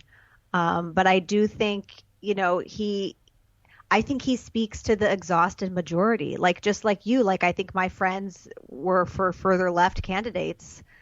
But so many Americans, resonate with his age and his experience and his demeanor and he does seem to me such like a Lincoln figure, because he's coming to us in this moment of deep division in the country. And he's not coming with anger to stoke the flames the way Trump did. Trump just stoked the division. And Biden's message is about togetherness and unity, which is a very calming message instead of an inflaming message. And even the poet at the inauguration, Amanda Gorman, her message in her poem was also about we. So that language of we instead of us versus them, I think is so important for the country. Has he surprised you? Have you been pleasantly surprised at all, or is that an overstatement? I think here's where I guiltily admit I don't even follow the news of the administration the way I did with Trump. I'm not following it every day the way I once did. But that's nice. That's nice. I feel more relaxed about it. Yeah. But I mean, even so, I'm sure you get the big stuff, and you have some sense of how things are going. Is it better or worse than you expected? Yeah, he's working. I mean, he's working on it. We had a president who didn't even have email. Like, what? He just had Twitter? Like, what? He had Twitter and his flat screen TV. It's just right. It was a zoo. But I don't know. I guess I guess there might be some lesson in it. And it's also worth noting that he's only been in office for 6 months, and a lot can change. So we could be having an entirely different conversation, 2 or 3 years from now. But so far, I think I feel like it's been a lesson to me to not be so fixed in my view, and to recognize that people can change. It's also, you talk about ageism. I think I've often joked or even said in earnest that experience is wasted on the old, I often talk about how I trust the instincts of the young, and to a large extent I do. Like if young people en masse are all saying the same thing, it usually is right, or in my view, and has some bearing in truth. Like I think listening to young people who haven't like been like shorn of their idealism, and who have like a lot of future at stake. Like I do believe in the spirit of the young, but I think this has taught me too that like age and experience and failure and loss, there's in a lot of like the healthiest cultures in human history, there has been like a pointed attempt to value elders in a way that American culture does not. We do not. We value youth. That's so true. In appearance matters and otherwise. And so I think this has taught me like, you know what? Sometimes it's good to have an old hand at the helm. And another thing that I think is super interesting is how rarely age is taken into consideration in terms of diversity. That members of a generation mostly only talk to other members of their same generation. I think if there's more collaboration and mentorship that's intergenerational between the generations, because I think, I'm humble enough to say I could learn from people younger than me and I can learn from people older than me.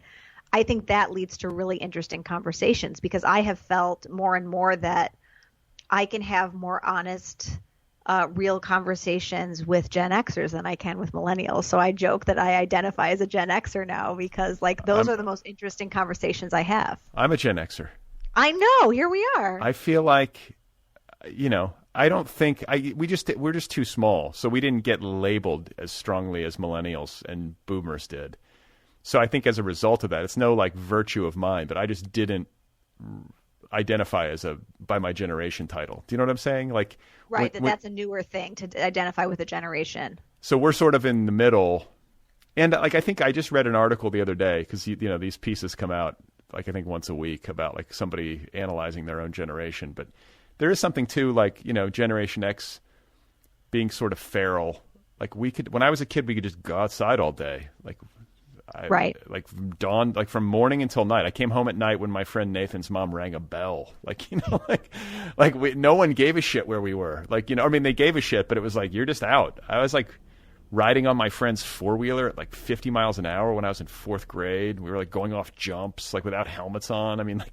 It was crazy in retrospect, but, I think your micro generation, like it's like you guys are independent thinkers and you're kind of countercultural and you're just kind of weird. And I find millennials to be more dogmatic.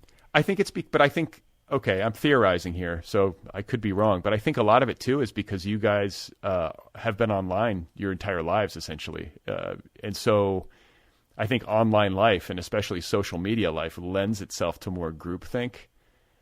Yes. I had an analog childhood. I didn't email until college. That was like new, so I'm there. And so my entire youth was spent like we had to make like a phone call to like get shit done, like go ride our bike to our friend's house, like it was, we didn't just like get on the screen and chat. And so I don't know, maybe I feel kind of lucky in that sense to have experienced the world without all of this, because I do think some of the beauty is lost. I'm not saying that technology is bad, as in a broad way, but I do think it's, I think it's made a lot of us more unhappy, myself included at times. I'm not sure if this is making us happier.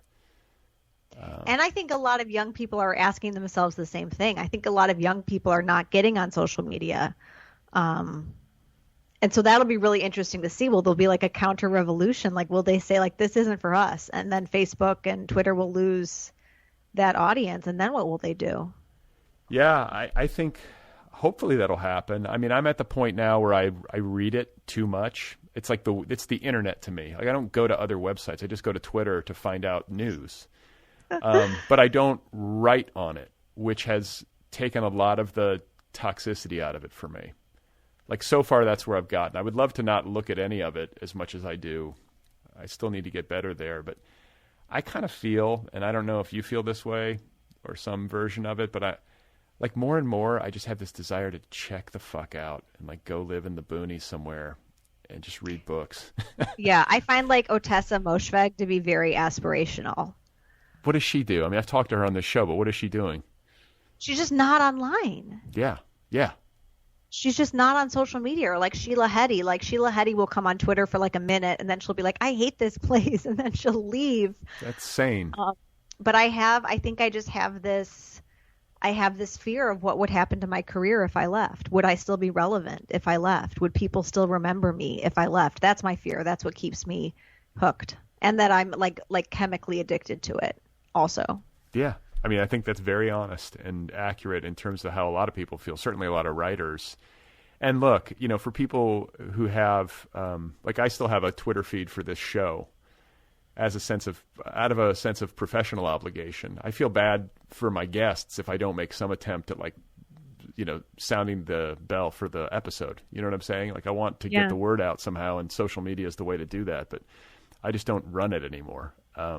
But this is the paradox that writers who want to write and publish books in today's publishing industry, not like 10 years ago, but right now, it's like you have to be online, you have to be self-promoting, and then you also have to set these restrictions and boundaries around your social media addiction in order to write the book. And so this is this constant battle between the glow and of the attention that people pay you online and the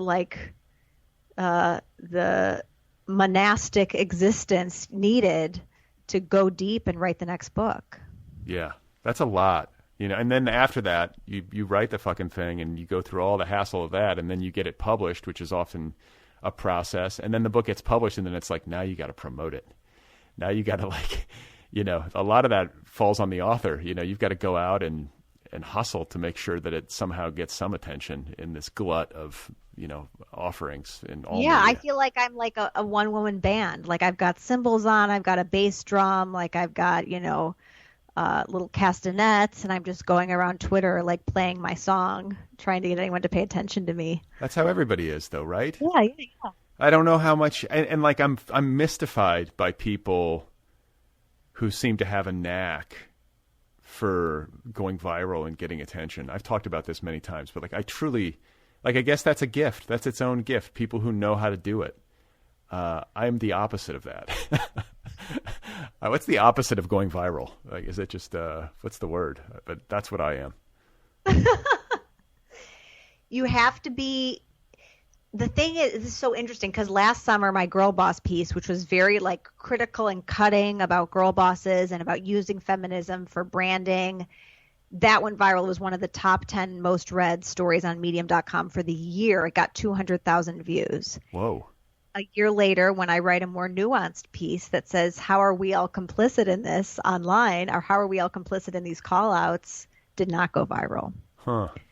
So I didn't say the thing that everyone expected me to hear, or I didn't say the thing that they wanted to hear. So that's part of the virality, is like, are you speaking to the moment exactly what everyone wants to hear, or are you trying to say something with more nuance? Do you have a Substack?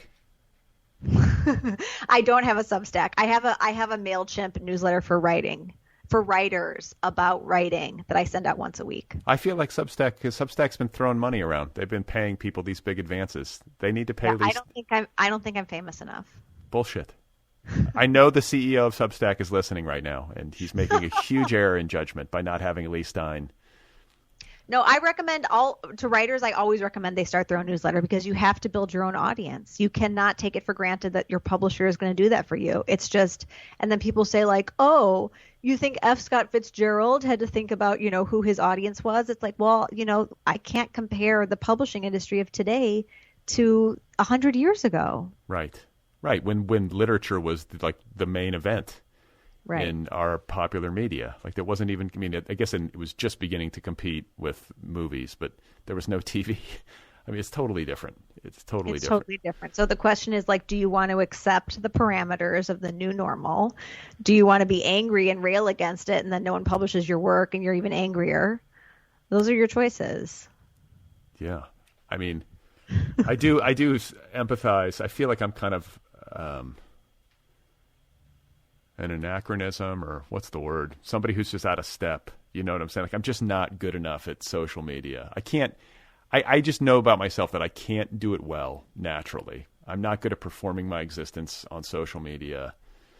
It takes too much out of me, even if I do it halfway decently. And then it just, it's the stress and the negative, the worry about what I tweeted. Like, I just sent a letter of condolence recently to somebody that I don't know super well, but I read that they were suffering a loss. And I just said, just wanted to say, I'm sorry to hear this, and I'm sending my condolences and wishing you well. And then I signed it XO Brad, because it was like a condolence letter.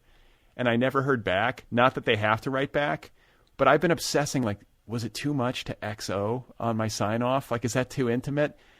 This is the level of tedium and neurosis that I can get to.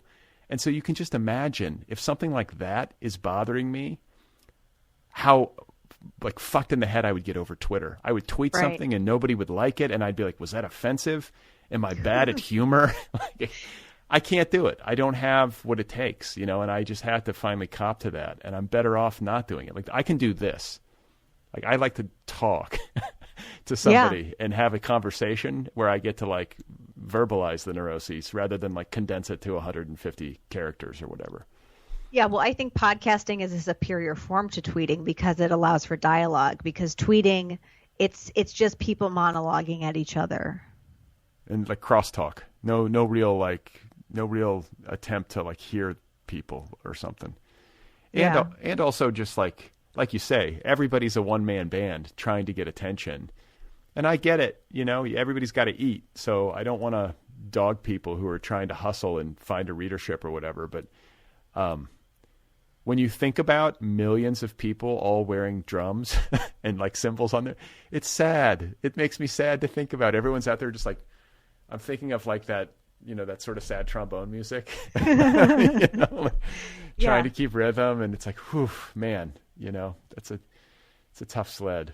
But I still, if I'm being like emotionally honest, like it really would be fun. I cannot imagine what it would be like to be a person on Twitter who had like 1 million followers. Like, if this shit is as addictive as it is with like my piddly amount of followers, I cannot imagine like what it must be like to get that kind of reciprocity. You could be like, I ate Cheerios for breakfast, and everyone's just like, oh man, amazing, like clapping. Everything you say gets like that kind of response at a certain level of, I think, followership or whatever. That has got to be like crystal meth. Like, how do people even do anything after they get to that point? I do feel like the more followers I get, the harder it is for me to imagine never leaving, because it feels like it's like I'm building this mansion and I'm just keep adding on rooms to the mansion. And then I'm like, you want me to just walk away from this? How many do you got? Where are you at? 8,000 something. Yeah.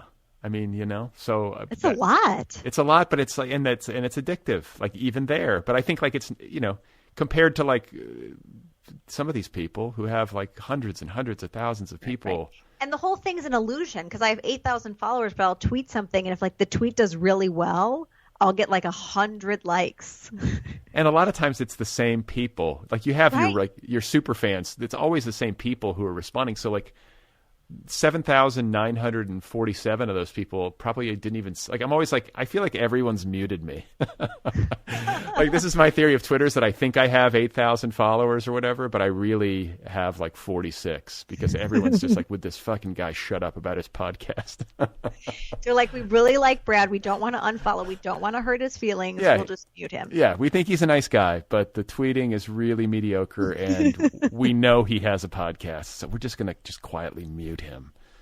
And I actually, I've muted a couple people in my lifetime. Like I've never gone on like a big muting spree.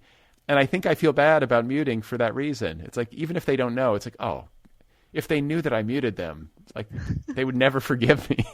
It's like such a hardcore thing to do, because it's like secret and just like lethal. Like, I'll never even see you again, But this is what social media forces us to confront, right. These sorts of dire choices. Okay. Well, I mean, I feel like we covered a lot, and I love the collection.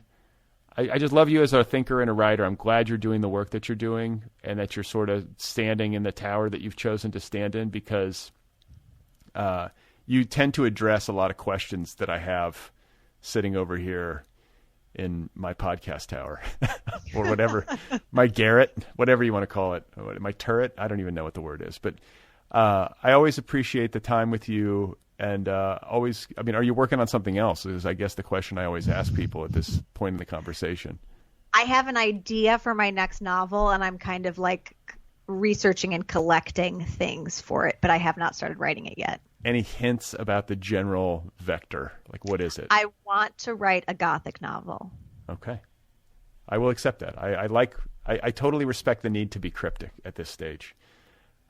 Just for like creative, protective reasons, but also because you probably don't fully know yet, I would guess. It's very early. Very early. But I do want to write fiction again because I feel more free to say what I really think when I'm writing fiction than when I'm writing nonfiction. That makes sense. And how do you characterize your mood about humanity, the moment that we're in, the times that we're living through, the future ahead of us? Like, do you have any hope? Like, how do you navigate it without getting too, like, suffocatingly bleak or...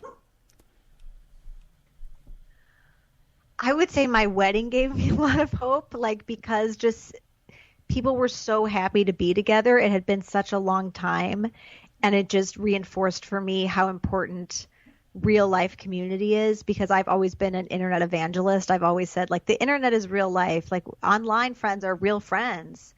But the thing is, I've always used the internet as like a springboard to meet people, but I always wanted to meet them in real life. Like yesterday, I got to meet one of my Twitter friends I made during the pandemic. We got to have an actual drink together in Brooklyn. So that's the point of the internet for me, is that it can lead to real life meet space gathering. So I'm hopeful that we will find new ways of being together in community in person, because I think that's the only thing that can be the antidote to the toxicity and the misinformation of social media. Yeah, that's a good point. And I think you talk about internet friends and how, like, the internet can be a springboard to meeting in real life. What I have found, and I have said this many times through the years, is that if you get to know somebody online and you meet them in person, it's almost always good. In fact, I don't think I've ever had a bad experience where it was like, whoa, this person is like radically different than what I thought. Like, they're almost exactly what you think when you meet them in person. It's just the actual thing instead of the avatar, you know? But I don't think that the social media friend experience or the online friend experience is inauthentic if it's done in good faith. Like, I don't know. I think it's a great way to meet people, but I think it, like you say, it's important to take it off the screen and to meet in person. And we do have to find ways to sit in rooms with people and communicate with people, especially people who might not see things exactly the way we do. That is lost in our present society to disastrous effect, the way that we're all siloed. Yeah, and I think the lack of religion and the lack of religious practice. I think a house of worship can be a place where people with different politics, not always, but sometimes it can be a place where people with different politics come together to worship. And as Americans become less and less religious, we're losing that hub of our community. And so we have to, I'm not going to tell people to become religious, but we have to find new centers for community, for the secular. Well, and I think religions need to change. You know, the reason everybody's fleeing them is because they're no longer relevant. They're not speaking to the problems that we have now, and they have outmoded ideas that they're clinging to out of some sense of tradition or, you know, ingrained patriarchy, or, you know, all the different reasons that these things sort of persist. But, you know, I think religion needs to look at, like, the religious leaders need to look in the mirror and say, well, why are people not showing up? Yeah. You know? Yeah, and because, you know, I know you read this. I wrote this piece about the Glennon Doyle and the new Insta-Evangelist that was in the New York Times, and I've actually, like, connected with a lot of religious leaders that are trying to do just this, that are, like, fascinated with why people are leaving. They're trying to connect to young people. They're genuinely trying to build congregations with progressive values. So I have hope for that. Yeah. And I think I had a conversation with Matt Bell. That's who's probably talked about it with more than one person, but he comes to mind because we talked about it after the interview as well. But I had him on the show, And I've been having this feeling about like, oh, I feel like community is what people want. People feel too isolated. When you live in an urban environment like Los Angeles, the logistics of doing anything socially are extremely difficult because of traffic and bullshit and work schedules. And so you can have good friends, but you only see them like once a quarter. And I think like over and over you hear people say like, well, if I could live in my ideal world, like me and all my friends would all live on the same block, like that sort of thing. Yeah. And I keep thinking like, you know what? I think because of that issue, just people's loneliness and isolation and desire for connectivity, coupled with cost of living issues, especially in these urban, centers where the price of a house is ridiculous and so many people can't afford it, that and then also with like the fading away of religion for so many people in these urban centers, especially, I think, there could be a trend where people start to collectivize on their own and form community housing co-ops. And I know this sort of thing has existed before, but I just sense that like there's a trend coming where this sort of thing is going to be done in a new way, and where people are going to like either hire contractors to build them like a house for like 4 families, or like a building for 4 families with like a communal shared space in the middle, and everyone's going to get to sort of like they do for seniors. I feel like seniors have this more than younger people, but I think so again, it's like intergenerational. How could we make this happen? And so anyway, I had this conversation. I have this sort of vague hunch and like maybe sort of vague desire to live in one of these places, where can we all live on the same block? Or, I like the idea of having my own private space, but I also would love to just like walk out my door and be like, hey there, buddy, like let's have dinner at our shared like park space or courtyard or whatever. And I read in the New Yorker the following week after this Matt Bell conversation, this article about this company called the Treehouse. I did read that as well. Yes. Based in Los Angeles, and of course it's like Silicon Valley doing this. Yeah. Like, and going to monetize it and pump venture capital into it and all the things that happen. But I think it kind of affirmed to me 2 things. One, that my instincts were decent, and 2, that I'm always like 2 years late or 5 years late. Like, I think I'm having some great revelation, and it's like, no. Maybe if you were more competitive, Brad. That's it. I need to get on this stuff earlier or be like, I don't know. But I do wonder at what's going to happen with it. And I guess I sort of like the idea of the way that all these different generations are living in this same shared space and kind of had a pod during the pandemic. And I could see something like this. Yeah, it's interesting because there's so much chatter online about community, and they mean online communities. But really, like, the deep yearning within us is actually for this face-to-face community. I think that's what we yearn for. And, and so then again, through my Buddhist lens, I think about like monastic life, which I'm like endlessly fascinated with. And I think it's because of that. It's because you have everybody who's like locked into a project of trying to land at human sanity and like ethical living. So at that like basic level, I'm like, wow, what's it like to live? And even there, like actually living in a face-to-face community is really fucking hard. Like, you know that as a person who's been in a long-term relationship and is now married. I know that as a married person with kids and like what chaos that is. And it's always difficult. And then you think about like living in a shared space. It's very easy to idealize it, but of course it would be hard. And of course there would be conflict. But that's the thing, is that I think an arrangement like that would give us the opportunity to navigate these things and to learn how to resolve conflict.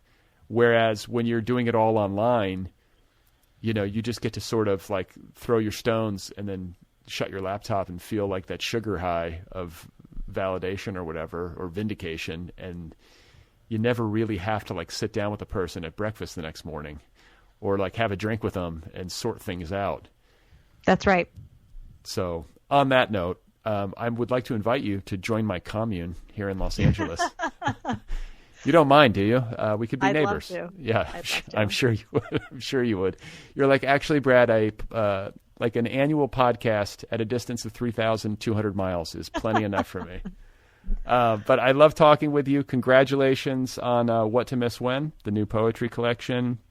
And I will look forward to your Gothic novel whenever it materializes. Thank you, Brad. Thanks for having me on again. All right, you guys, there you go. Leigh Stein. What do you think? Did I talk too much? Was it just enough? I don't know. Her new poetry collection is called What to Miss When. It is available now from Soft Skull. You can find Leigh online at leighstein.com. You can follow her on Twitter. Her handle over there is @rhymeswithb. That's B-E-E. @rhymeswithb. You can also find her on Instagram. Her handle there is, I think it's just Leigh Stein, @Leigh Stein. You can track her down.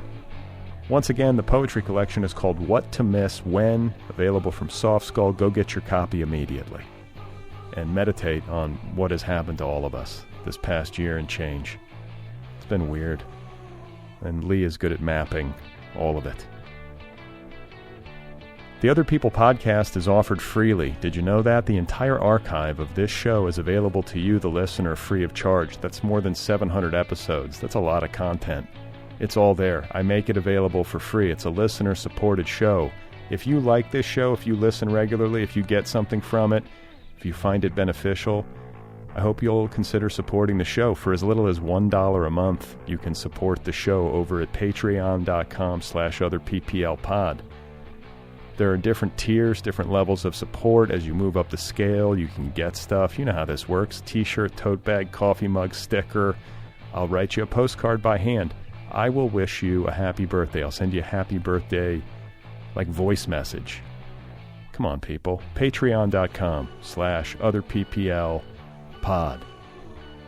If you have something to say to me, if you'd like to tell me, for example, that I talk too much, that I need to tone it down, you can email me at letters@otherppl.com. letters@otherppl.com. The Other People podcast is now available on YouTube. Did you know that? The entire archive is on YouTube. The Other People with Brad Listi podcast has its own YouTube channel. Search for it by name. Be sure to use the funny spelling, Other PPL with Brad Listi. Every episode is there. Go get it. Subscribe. Smash the subscribe button. Just smash it. The Other People podcast has its own official app. Did you know that?